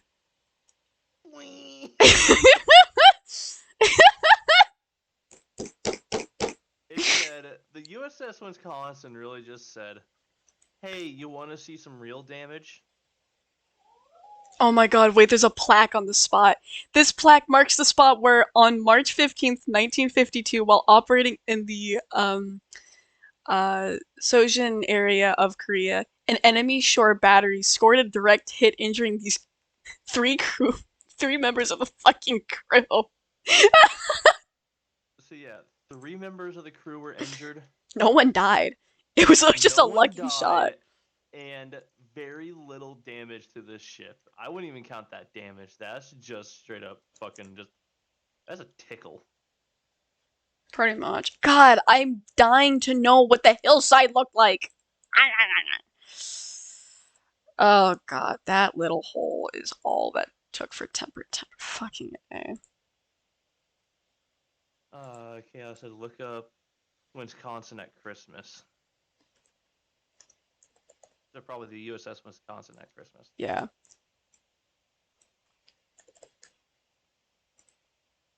No, not Christmas lights. Just Christmas.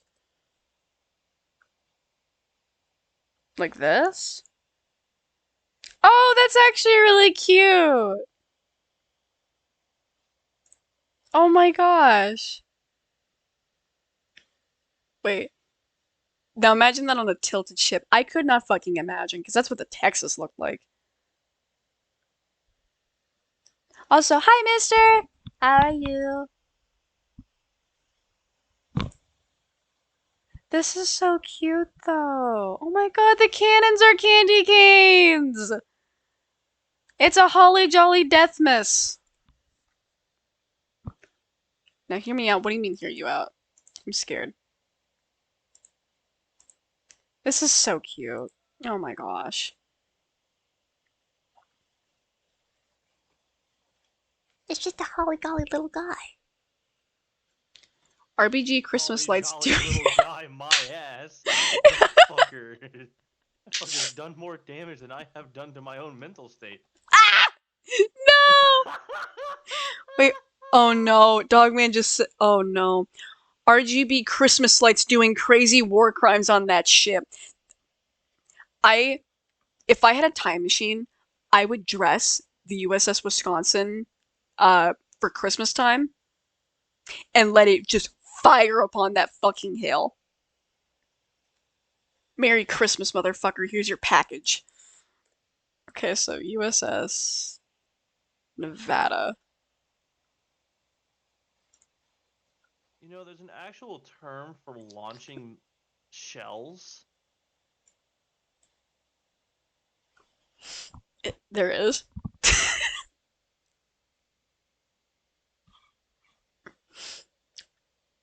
Do you remember that term?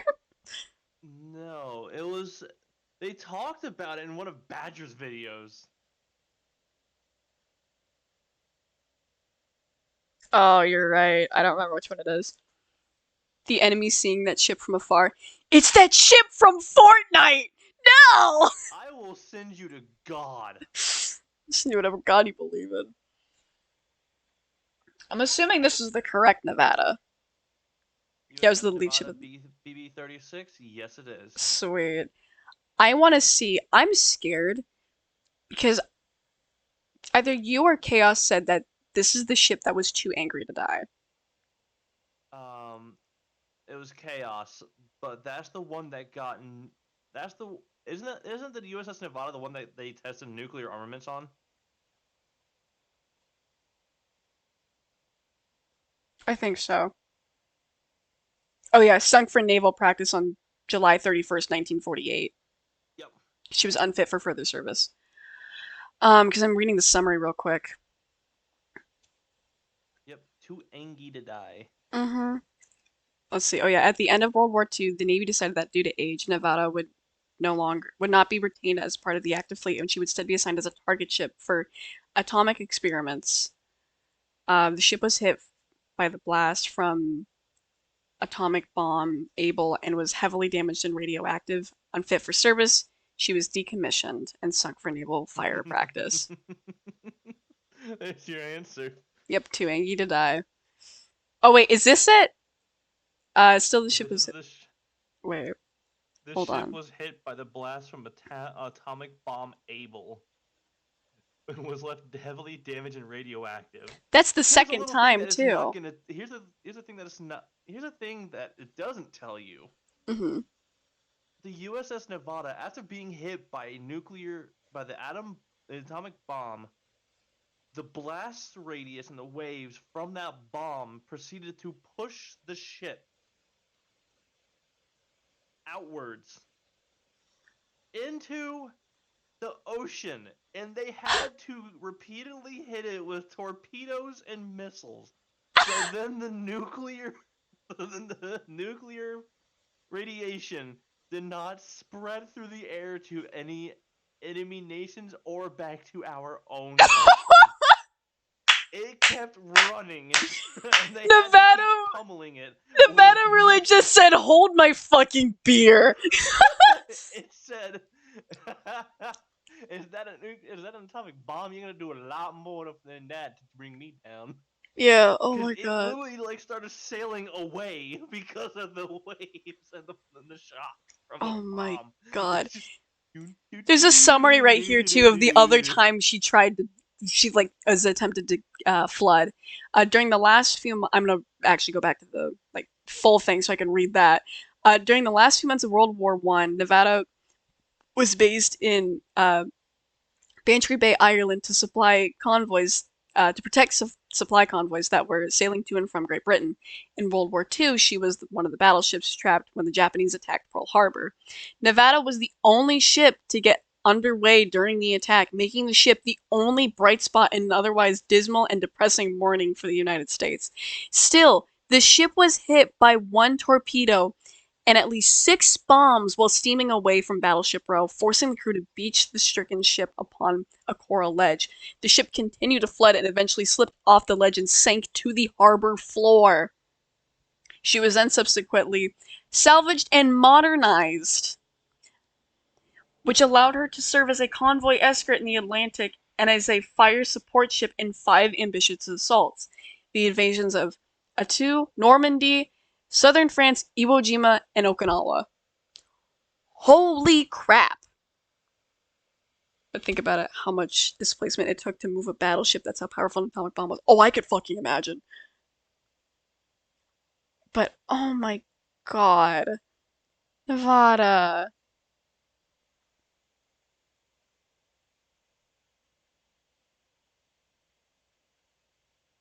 Let's see, yeah, she's World War One ship. Let's see. After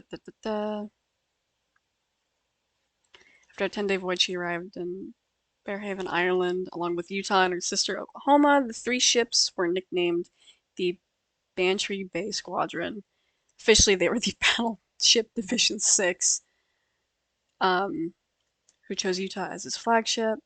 3 ships operated in the bay, escorting large and valuable convoys to ensure no German heavy surface ships could slip past and annihilate the merchant ships sent their weak escort of older cruisers. This never came to pass and the war ended. Jesus Christ, not getting a chance to engage on an enemy during the war. She never saw action then in World War One.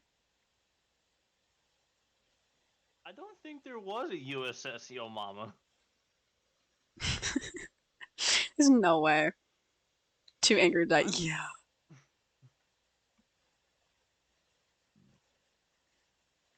If there was, I'd be surprised. Though I do want a USS Salmon. No. I think it'd be funny.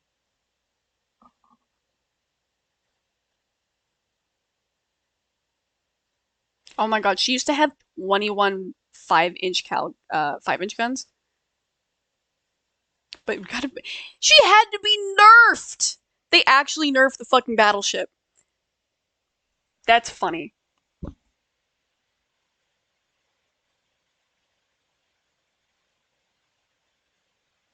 Let's see, World War II. Attack on Pearl Harbor. Now, Hmm?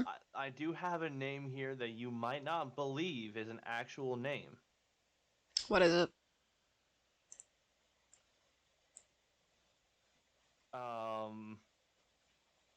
Hold on, let me just verify this. Let me just verify this. Alright. I'm sorry, there was a USS Nevada submarine? The fuck? So yes, this ship was part of the Royal Navy instead. But the No bunker HMS Cockchafer. What? No way. It was a Royal Navy. How the fuck do you spell that? I don't gunboat. believe you. How do you spell? Cock, like as in like cock, and then CHAFER. Okay, wait. So CH. Oh my god! It auto-completed. The HMS Cockchafer. Stop! No! That's an actual fucking ship. Insect class gunboat. Yep. Only the Brits Another would one. name that. That's true because there is Another a one. dish named Spotted Dick. Ticonderoga. The what? The Ticonderoga. How do you spell that? Like Saratoga, but instead of I can't spell Saratoga. Sarah? Oh yeah, hold on. Yeah, you're asking the dyslexic person to spell. Okay, Ticonderoga. TICONDER.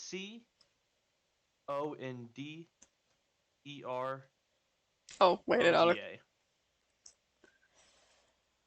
Oh my god. Nickname Tycho. Yep. It's the guidance missile. Yup. Let's go. Okay. I saw that and I'm just like, yeah, no, I gotta point this one out. We're going over those two next. We're gonna leave the funny one for last. God. We're in port for the weekend for the first time since 4th of July. Ships. British ships are goofy. The HMS Iron Duke. What the fuck? That's another ship that's part of the Royal Navy. I mean, I know there was a ship that we had that was nicknamed like Iron Belly or something like that. I don't remember which ship it was. It's over on the East Coast. I think it's like it's in Boston somewhere or something like that.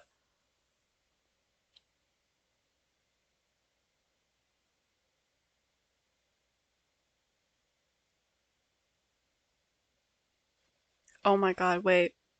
After of Arizona during the attack, Nevada was not moored alongside another battleship off of Ford Island and therefore was able to maneuver unlike the other 7 battleships present.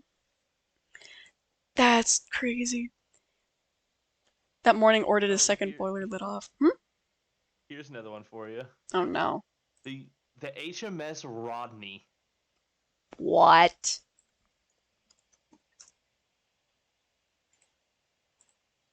That's not what I wanted to do. The HMS Rodney had 9 16-inch guns. What? You want to talk about a fucker too angry to, or too, like, not necessarily too angry to die, but like has a lot of fucking firepower. There you go. God damn it, HMS these nuts. Fuck off, dog man. HMS, you can suck on this dick. I mean,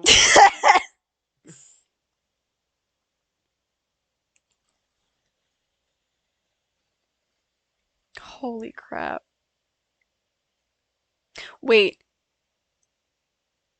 Arizona sunk, right? In Pearl Harbor?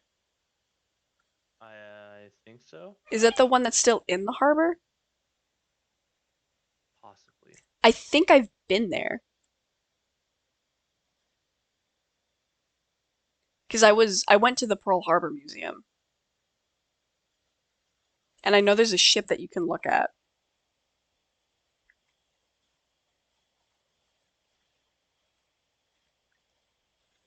Oh my god, wait. Seconds later, the same Kate torpedo bomber dropped the torpedo, was shot down by Nevada's gunners. The torpedo bulkhead held, but leaking through the joints caused flooding. Oh no. She started flooding? Her damage control crew corrected the list by wait, by counter flooding? Oh my god, no, they stop learning from Texas. Stop learning from Texas. Look up the USS Johnson. I'm scared. Also, Dogman's daring you to look up Canadian naval ship names. I'm gonna assume half of them are Alright, bet. French, and the other half starts with Saint.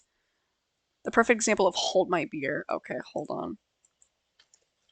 USS Johnson.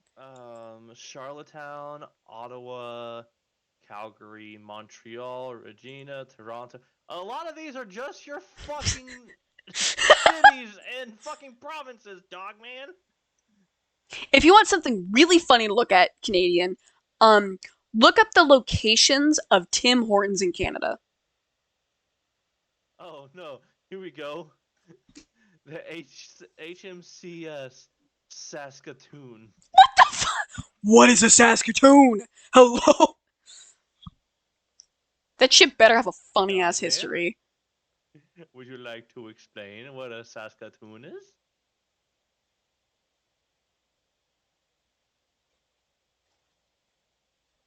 I'm sorry. Wait, you're not kidding when you say Nevada was too angry to die. She was a prime target for the Japanese dive bombers. They intended to sink her in the channel, um, trying to block the harbor. Tactically, target selection was wrong, as 14 to 18 dive bombers attacking her wouldn't be able to sink a battleship with 250 bombs, and the channel's width of 1,200 feet made bottling up the harbor impossible. Nevada was struck by 5 bombs. One exploded over the crew's galley, and it struck the port director platform, exploded at the base of the stack. Yet another hit near number 1 turret, blew larger holes in the upper and main decks. 2 struck the forecastle near frame 15. One passed through the side of the second deck before exploding, but the other exploded within the ship near the gasoline tank and caused intense fires around the ship. Oh my god. It's the city, Saskatoon? Who the fuck? Whoever named Saskatoon must have been drunk. I'm sorry. Okay, I have another ship for you. Agincourt. What?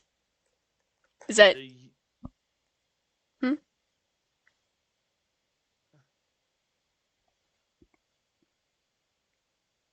Continue. the HMS Agincourt in 1913. It What? was built in the UK in the early 1910s and was originally part of Brazil's role in South American naval arms. This ship, its nickname is literally just Gin Palace.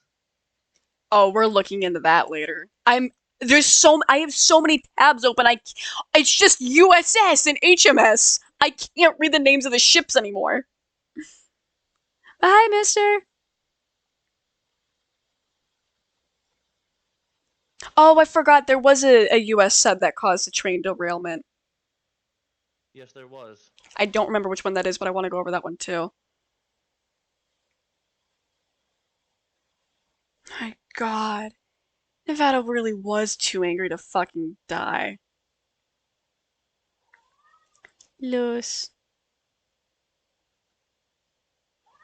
That was this an Amtrak train I'm kind of um like just skimming over now. I want to find okay. So the it wasn't a military ship that caused the derailment. It was a what? CSX Transportation Big Bayou. It was a CSX transportation boat. Huh, that makes the story even more interesting. Do we have the name of it? Uh, there is one of 8 boats. Eight Oh my boats god. caused a derailment. So they were subs, right? Wait, not No, that. it was straight up boats. Wait, Oz, it's not the right story. Dogman, what is it? I want to look it up. Sub? I remember vaguely hearing about this before. Hold There's a on. submarine that did Oh, sink a the USS train. Barb. Wait, the USS. Wait, you know what? No, it makes sense now. You want to know why? Uh, That is my Omma's name. She was a that is the USS powerhouse. Barb, the SS 220. If this is it,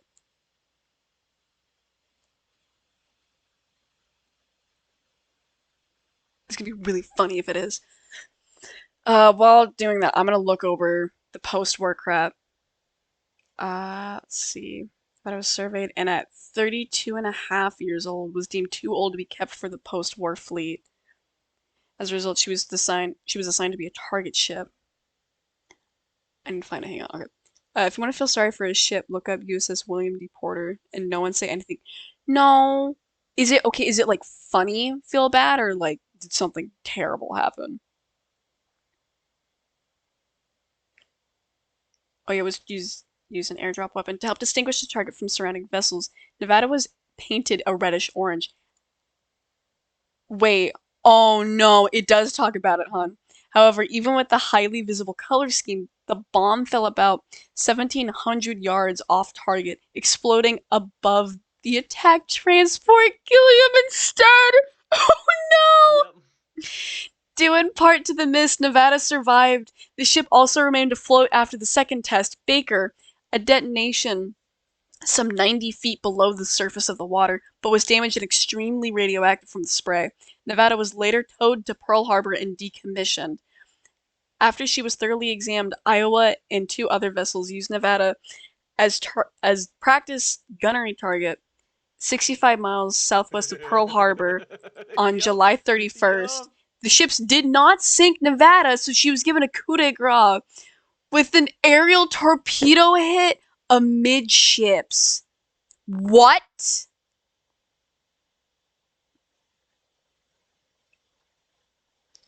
She still didn't sink after all that. Nope. It was the USS Barb. Okay, you know what? Fuck it. That's taking high priority. We're looking into Barb next. on May 11th, 2020. Oh, this was recent then. It was announced that a joint expedition by Ocean Infinity with its ship, the Pacific Constructor, had discovered. Wait, they found Nevada's wreck. Interesting. Nevada is located at a depth of 15,400 feet off the coast of Hawaii and about 65 nautical miles southwest of Pearl Harbor. The wreck lies upside down. Really said, fuck you, you ain't seen shit. With the main hull carrying the scars of shell fire and torpedo hits. Nearby is a large debris filled with the turrets, which fell off the ship as she capsized, and the bow and stern, which were both of which were torn free. Archaeologists also documented the two tripod masts, portions of the ship, and sections of the deck and superstructure, and one of 4 tanks placed on the deck for the atomic bomb tests. The hull was still painted and the number 36 was still visible on the stern. One of the former Arizona guns mounted on the Nevada is paired with a gun formerly on. Oh my god, they had one of the Missouri guns on there. No wonder they were fucking too angry to die. Part of. Jesus. Oh, the William Porter was unlucky. Oh no, I feel scared. Also, we're gonna close these 2 tabs. 3 tabs now. Okay. Because I looked over this. Are you ready for USS Barb? Yes. Okay. I don't know what year it is, so I'm gonna have to skim to find it. But she was commissioned um, around World War II. Uh, during her 7 war patrols, Barb is officially credited with sinking 17 enemy vessels totaling 96,628 tons, including the Japanese aircraft. In recognition of one outstanding patrol, Barb received the Presidential Unit Citation. Jesus. July 1945. Okay. Wait! On her 12th and final patrol of the war, she landed a party of carefully selected crew members who blew up a train. The only ground combat operation. Okay, wait. Where was it you said? What time? July 1945. Literally one of the last years of the war. Oh, I see it. I think. Um. Oh no, it skims over it. I'll have to see if I can dig deeper into this. Returning to the Pacific, she commenced her 12th and final patrol on June 8th. Hi, Smalls. The patrol was conducted along the coasts of the Sea of Okhotsk. I don't know how to pronounce that. Um, during for the first time in U.S. submarine warfare, Barb successfully employed rockets. Jesus Christ, against various towns. On July 2nd, she also bombarded another town on an island with her regular armament, destroying 60% of the town. Jesus Christ. She next landed a party of carefully selected crew members whose blew up a railroad train. During the night of July 22nd and 23rd, 1945, these men went ashore and planted an explosive charge that subsequently wrecked a train. Oh my god, and it says who they were, too. This raid is represented by the train symbol in the middle bottom of the they just decided, fuck you, we're gonna put this on a flag. Oh my god. Wait, I want to read more about this.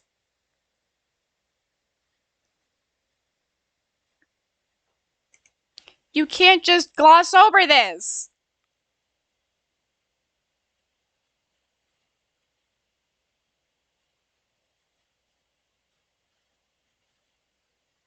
I want to see her battle flag. Give me her battle flag. The sub that sank a train. Here it is.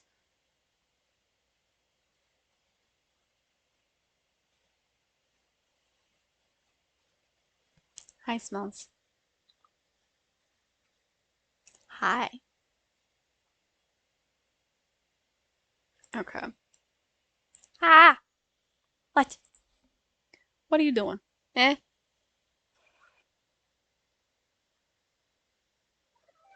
What?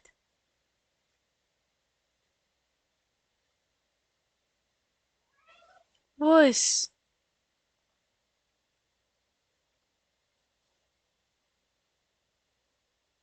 See.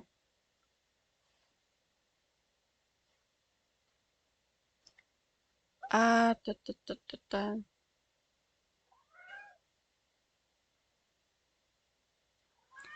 Lucy! Oh, interesting. They have it all detailed here.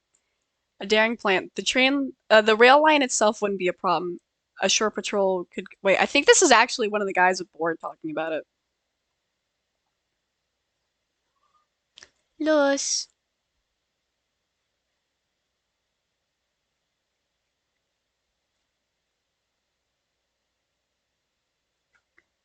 Let's see. Da, da, da.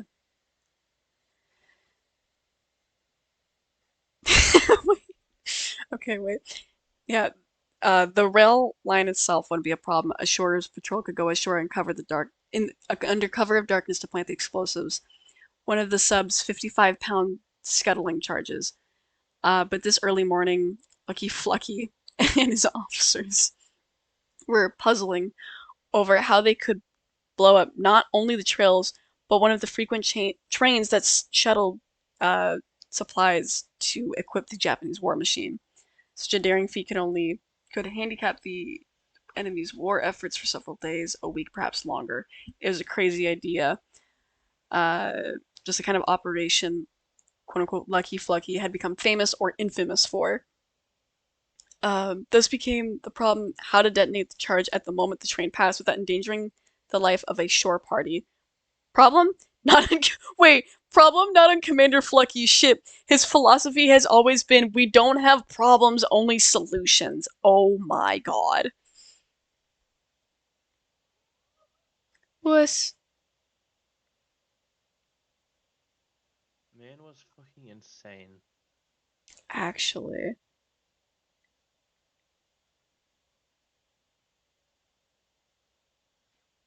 Let's see.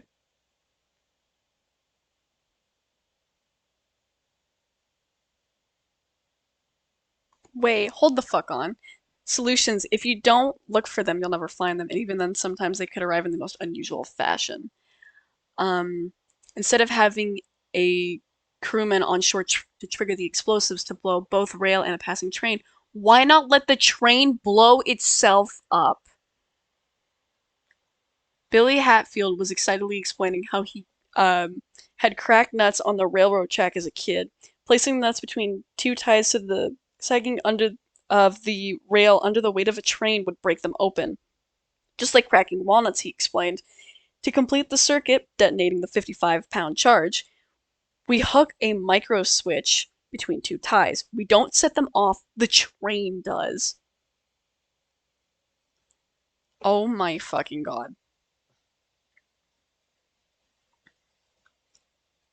Um, Welcome to World War II bullshit.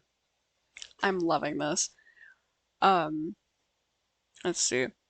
Among the let's see. When the names of these 8 selected sailors were announced, it was agreed with a mixture of excitement and disappointment. Among the disappointed was Commander Flucky, who surrendered his opportunity at the instance of his officers that, quote, as commander he belonged with the Barb, coupled with the threat from one that, I swear I'll send a message to ComSub Pack if you attempt doing this, joining the shore party himself.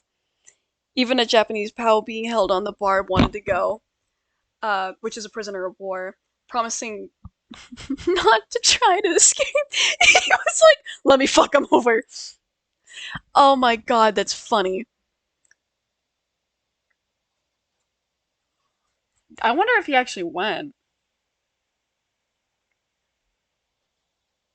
Let's see, when If the I new. remember correctly, he did. That's funny. Lose. It also yeeted into the air. What? Oh, I gotta keep reading this. Everything was ready in the 4 days. The saboteurs had anxiously watched the skies for cloud cover. Um, the inventive crew of the Barb had built their micro switch. Um, only 5 days remained in Barb's control. He did. Oh shit. Okay, that's funny. The Barb had crept within 950 yards of the shoreline. If it was somehow seen from the shore, it would probably be mistaken for a schooner or a Japanese patrol boat. No one would suspect an American submarine so close to shore in such shallow water. Slowly, the small boats were lowered to the water, and the 8 saboteurs began paddling. Oh my god.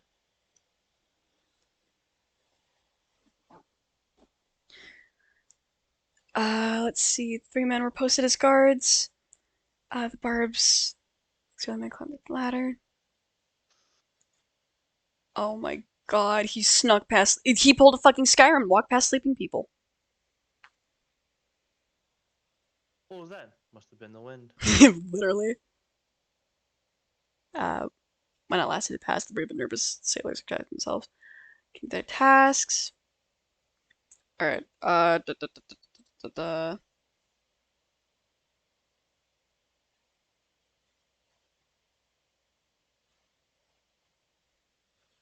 There's a genius. This sounds like a genius plan. This is funny as fuck. Watching from the deck of the Barb, Commander Flucky allowed himself a sigh of relief as he noticed the flashlight signal from the beach announcing the departure of the shore party. Guided the Barb within 600 yards of enemy beach. There was less than 6 feet of water beneath the sub's keel, but Flucky wanted to be close in case trouble arose and a daring rescue of his saboteurs became necessary. Oh my god, he's a fucking daredevil. Too dared.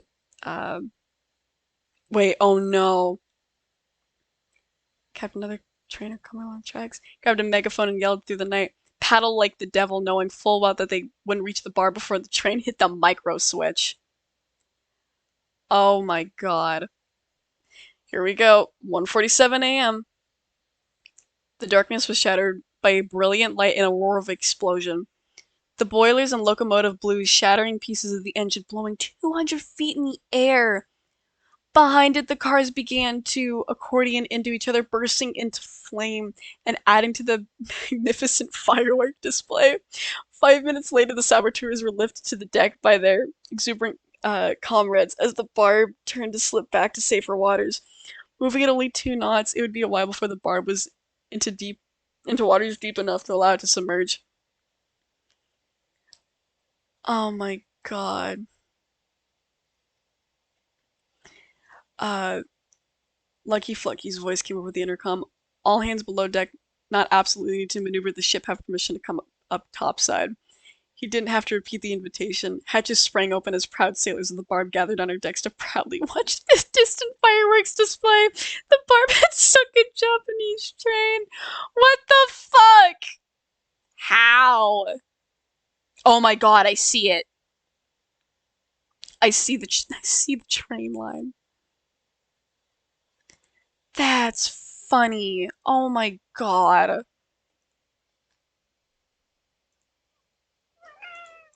What smalls?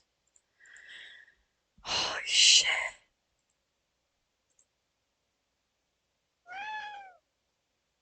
Wuss.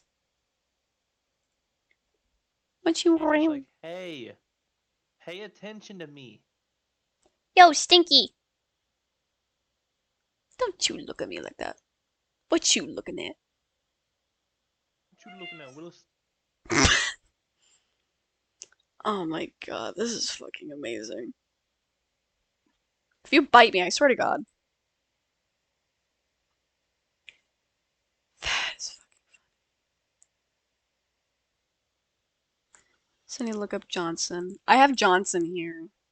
Though I may have to cut out William because there's so many things in here. I don't think I'll be able to get all these because I want to take a break before the raid tonight.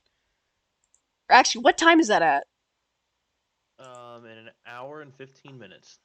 Okay. So, um, what I'm probably gonna do is I'm gonna look over Johnson real quick and then uh probably in stream for an hour, get some food, stuff like that, and then hopefully moose. Hopefully boot everything back up for the raid.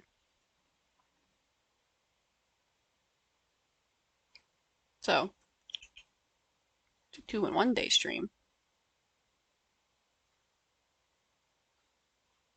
I don't remember. Why was I looking up Johnson? Something about it being unlucky. I thought that was William.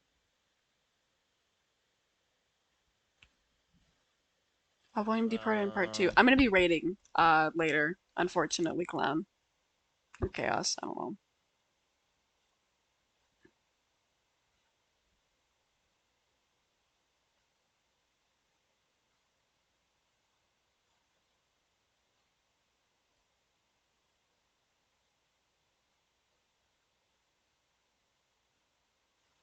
I don't remember why I looked this up. That's a perfect example of hold my beer. Oh, that's right. Do you remember what section specifically it was?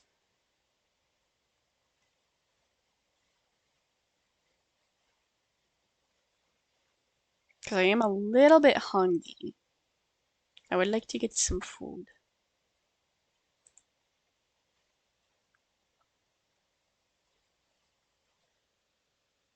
Battle off Samar. Okay, so sweet. It's right here.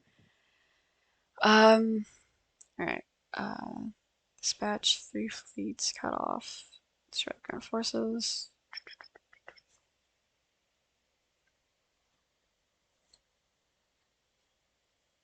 Let's see.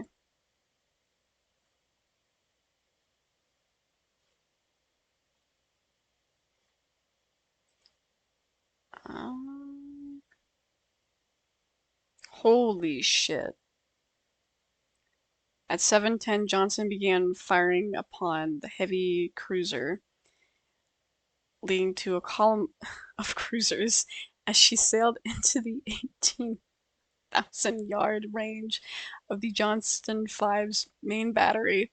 Johnston fired more than 200 main battery shells over the next 5 minutes, striking the cruiser at least 40 times and setting her superstructure on fire.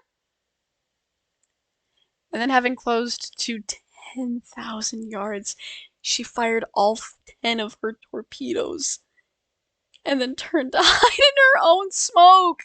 What the fuck? Last stand of the tin can, huh?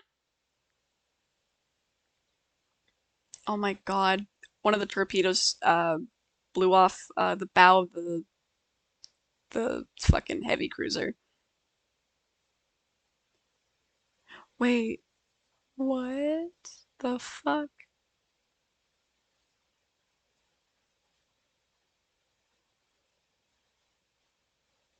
Oh my god. Wait. She was in turn engaged by 3 different battleships and cruiser. She sustained 3 14-inch and 3 6-inch hits. This resulted in numerous casualties and immense damage to her bridge and engineering spaces, loss of her gyro compass, steering engine, guns, which reduced her speed to 17 knots. Hidden in her smoke and a rail squall for the next 10 minutes, Johnson's crew restored power to 2 of the aft main guns. The third was permanently disconnected from fire control and had to be operated manually. Hi, Doc. Yeah, we're looking at history, like military history ships. You missed Wisconsin and Texas. Actually, I don't think I did Texas on stream. I think I only did Wisconsin on stream, but still, Wisconsin was fucking terrifying. In theory, it still could be brought out if need be. Oh my god. Turning to rejoin Taffy 3. Let's see. Johnson around support and follow them, exchanging gunfire with the heavy cruiser. By 8:20, the escorts had launched their torpedoes and turned south, making smoke, and still engaging fire with the Japanese to rejoin Taffy 3. This was accomplished by 8:40 when Harriman and Johnson, enveloped in smoke, nearly collided. Holy crap. She spotted a battleship 7,000 yards out. fired 30 shells at her and then evaded to return fire from another ship. Holy crap!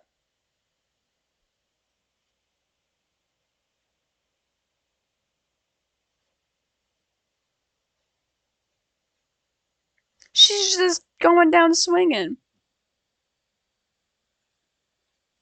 Guys, Shocked that we're talking about ship history. I've always been somewhat fascinated.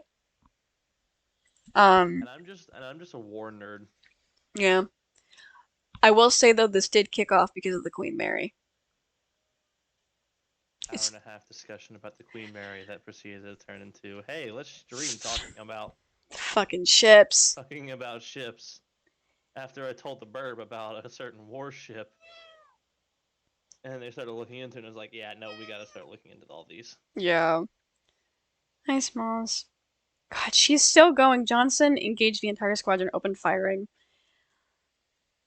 She hit the cruiser 12 times and was in return struck by several 5-inch shells.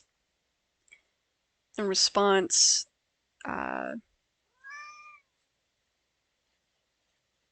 starboard disengaged. Fire. Jesus Christ! She's still going! The squadron, joined by 2 more crystals, then focused on Johnson and in short order denuded her of her main mast, last engine, and guns, rendering the ship uninhabitable and set much of the ship ablaze.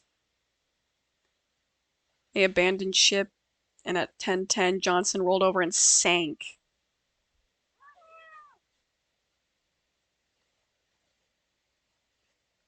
Holy crap. Like I said, hold my beer. Yeah. Especially the fact that one of them had just said, fuck it, disconnected one of the guns and just manually operated the damn thing. Like broskies.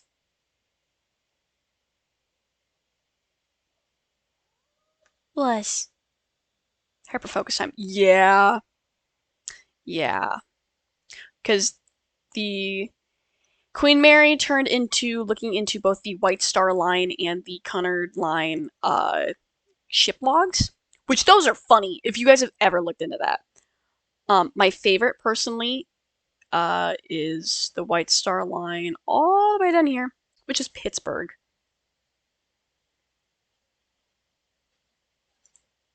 I just realized it was over here. Dumbass. Yeah, there's Pittsburgh. Another great one was the Mersey, which you see all these steam like ships, all this, and then there's this motherfucker who was built in 1894, who was a training vessel and was only scrapped in 1925. That shit's funny. Not to mention, Cunard Line's still active to this day. White Star Line only has 1 ship left, which was the Nomad.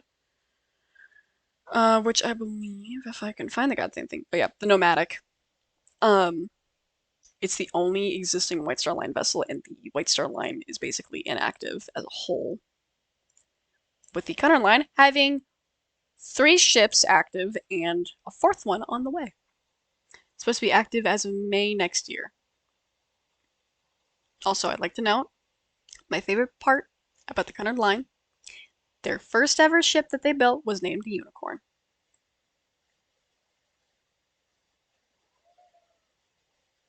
It was also a coastal steamer. But yeah, we have Queen Mary II, Queen Victoria, Queen Elizabeth, and Queen Anne on the way. Construction for her started October of 2019, and she's expected to set sail next year.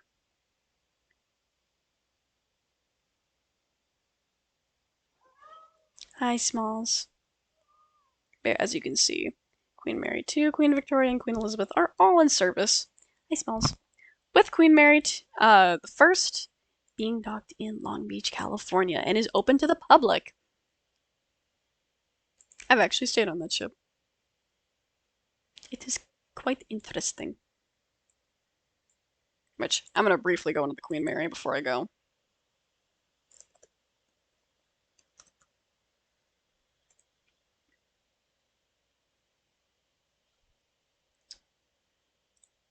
I Here's this. Spooky ship. Ah, it's kind of spooky. I like it. Actually, I can go to the attractions real quick, quote unquote. So there's all this fun stuff. That's hello. Can I look at shit? Tours and exhibits. Thank you. Yeah, so there's like some special events that they have. A little while ago, they actually did, and by a little while ago, I mean like 2012, they did a Princess Diana exhibit on the ship. Is it haunted? It is haunted, actually. If anyone watches the old BuzzFeed Unsolved like mysteries videos, actually, let me see if I can find it.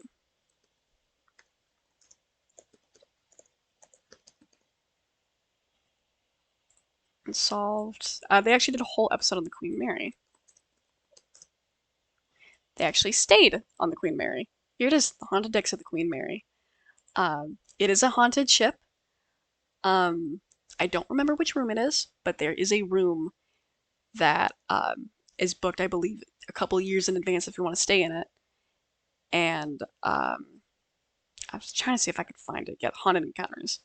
But you can stay in that room, um, which is very spooky. Oh, Han, I was incorrect. It wasn't the Titanic that they have a model of. It's a Lego model of the Queen Mary. It's 26 feet long, 600 pounds.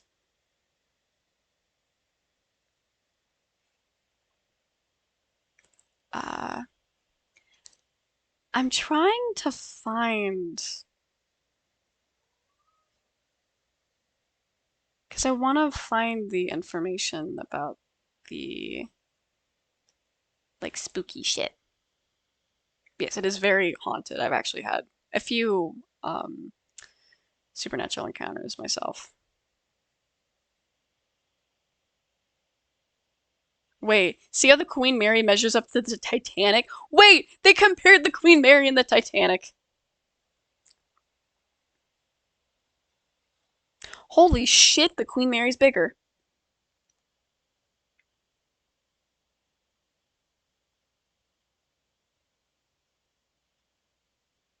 The Queen Mary is like 1,000 feet long, pretty much. The Titanic was only 800, almost 900. Was That's crazy.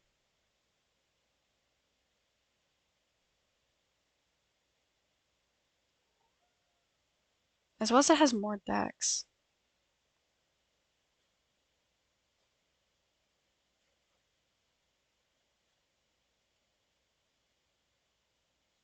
Oh yeah, this was cute. Because I looked at this off stream. Uh, this wasn't said, but for those of you who don't know, uh, back in 2006, Queen Mary, which is docked in Long Beach, and Queen Mary II uh, met for the first and only time and blew their whistles to greet and salute each other, basically, which I think is very cute. They're just like, hello. Hi. What are you doing? I'm trying to find.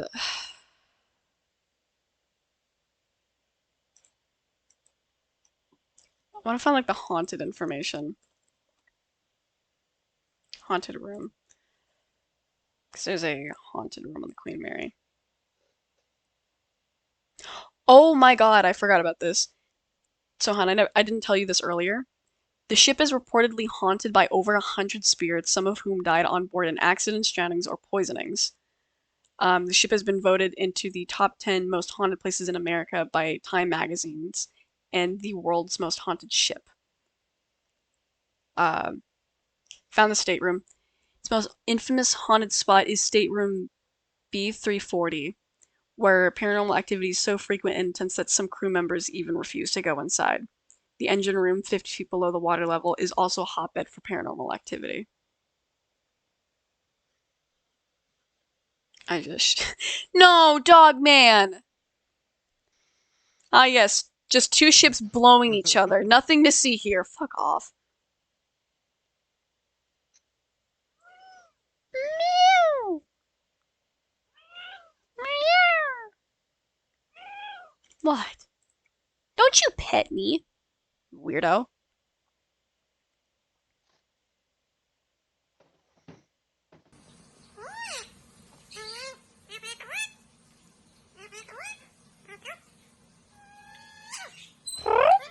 Chaos, thank you for redeeming your bird noise. Let's see. Oh yeah. Ow! Fucking snot! What was that for? Sorry, she just bit me. That hurt.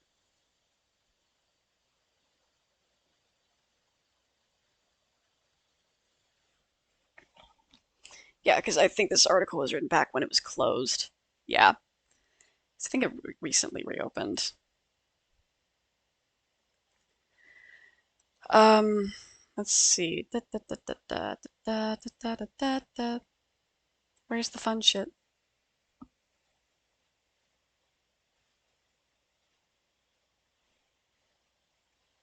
Yeah, this. I think this is room B34, 340. Sorry. Yeah, the Queen Mary's Most Haunted Rooms, stateroom B30 340. I've actually walked past it. I did not like the vibes of it. Uh, apparently, this stateroom was a problem long before the Queen Mary reopened as a hotel. In 1946, a British third-class passenger, Walter J. Adamson, passed away in the room, and the details of his death are unknown. Um, Later, in 1966, a woman staying in the room reported that she was woken up when the bed covers were pulled off of her and she saw a man standing at the foot of her bed. She screamed and ran for the steward, but the man apparently vanished into thin air. Years later, guests staying in the room have reported hearing someone knocking on the door in the middle of the night and seeing the bathroom lights mysteriously turn on. Even the hotel's maids started complaining that they would find the bathroom water running even when no one had stayed in the room for days, and one reported that the bed covers were pulled right off after she just put them on. The room was closed to guests for many years, but it has since reopened for anyone looking for an evening of creepy fun. I think we'd stayed, pretty close to it. Ah. I am the hunter the gods have sent. Hi, Phantom.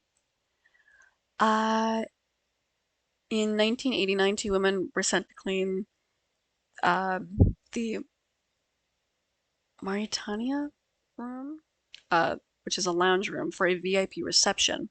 When they entered the room, they found a passenger sitting on a chair in the middle of the dance floor who didn't say a word. When a third woman came in to help with the cleaning, she remarked that the passenger was staring and she asked the passenger to move. As the employees started to call security, the passenger faded right in front of them, a feat all three women reported seeing at the same time.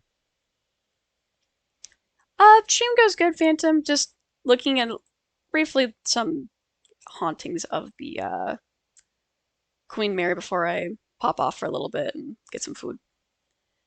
Oh, the Mayfair room. I forgot about that. This room was once the ship's beauty salon, but is now used as offices for the hotel. In 2001, a member of the accounting staff came in early to work at 5:30 a.m. to be exact, and simply felt like something was off. She went about her office tasks before sitting down at her desk and feeling unusually cold. Later, she felt someone brush up against the back of her chair, but no one was there. Just minutes after that, the woman saw a transparent figure in white walking across the room and passed through the door. Needless to say, the employee grabbed her keys and fled the room until her coworkers arrived. I don't fucking blame her.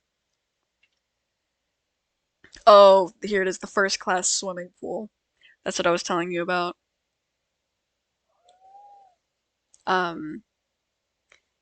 This now abandoned pool on board was once the epitome of luxury, with an illuminated fountain, a mother of pearl ceiling, and an elaborate mosaic tiles. The pool is no longer in use because of California code issues, but that doesn't stop it from being one of the hotbeds of paranormal activity on the ship. People have reported seeing a number of ghosts here, including apparently fucking ads, um, including a young girl in a tennis skirt walking downstairs and disappearing behind a pillar, a woman in an old wedding gown next to the pool, with a little boy in a suit, and a cloud of steam appearing out of nowhere, along with a little girl in a blue and white dress who disappears in the instant. That little girl was the one I was telling you about that will walk up to only specific people. Ah. But there's no word about her.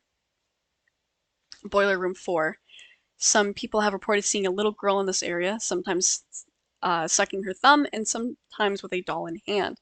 Whether or not the room is haunted by that little girl, we'll probably just choose to stay away. But I wonder if it mentions. No, it does not mention the little girl. That was just the different places.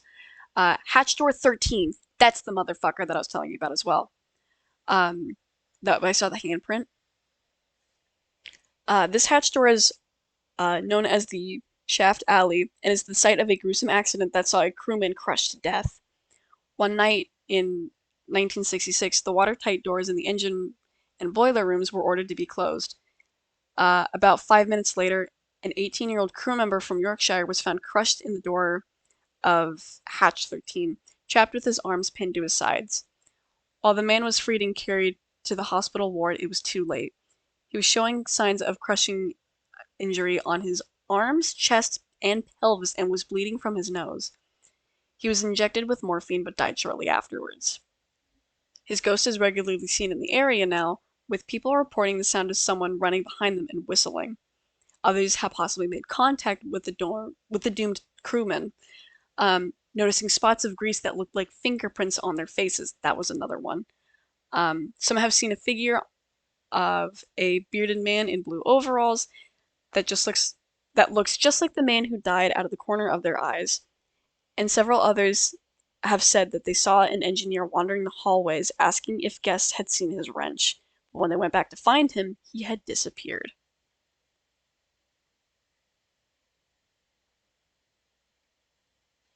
So, ta-da! And again, if you want, yeah. And if anyone wants to see B340 being explored a little bit, BuzzFeed Unsolved with Shane and Ryan kind of showed that off a little bit, which I think was cute. It was awesome, actually. That was back in 2017. Well, the ship was still operational. I believe it is reopened now, though. Sorry, let me.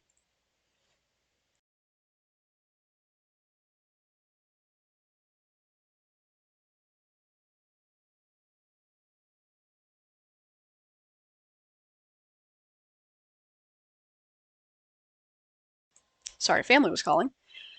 But with that, I'm going to end stream for a little bit, get some food, get some water, all that, shenaniganery, and possibly we'll be back for the raid in about. I'm assuming it's probably an hour now, right?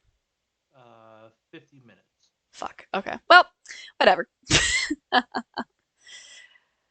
Man, I'm gonna. Not 1550. Okay. Yeah, I will be right back on.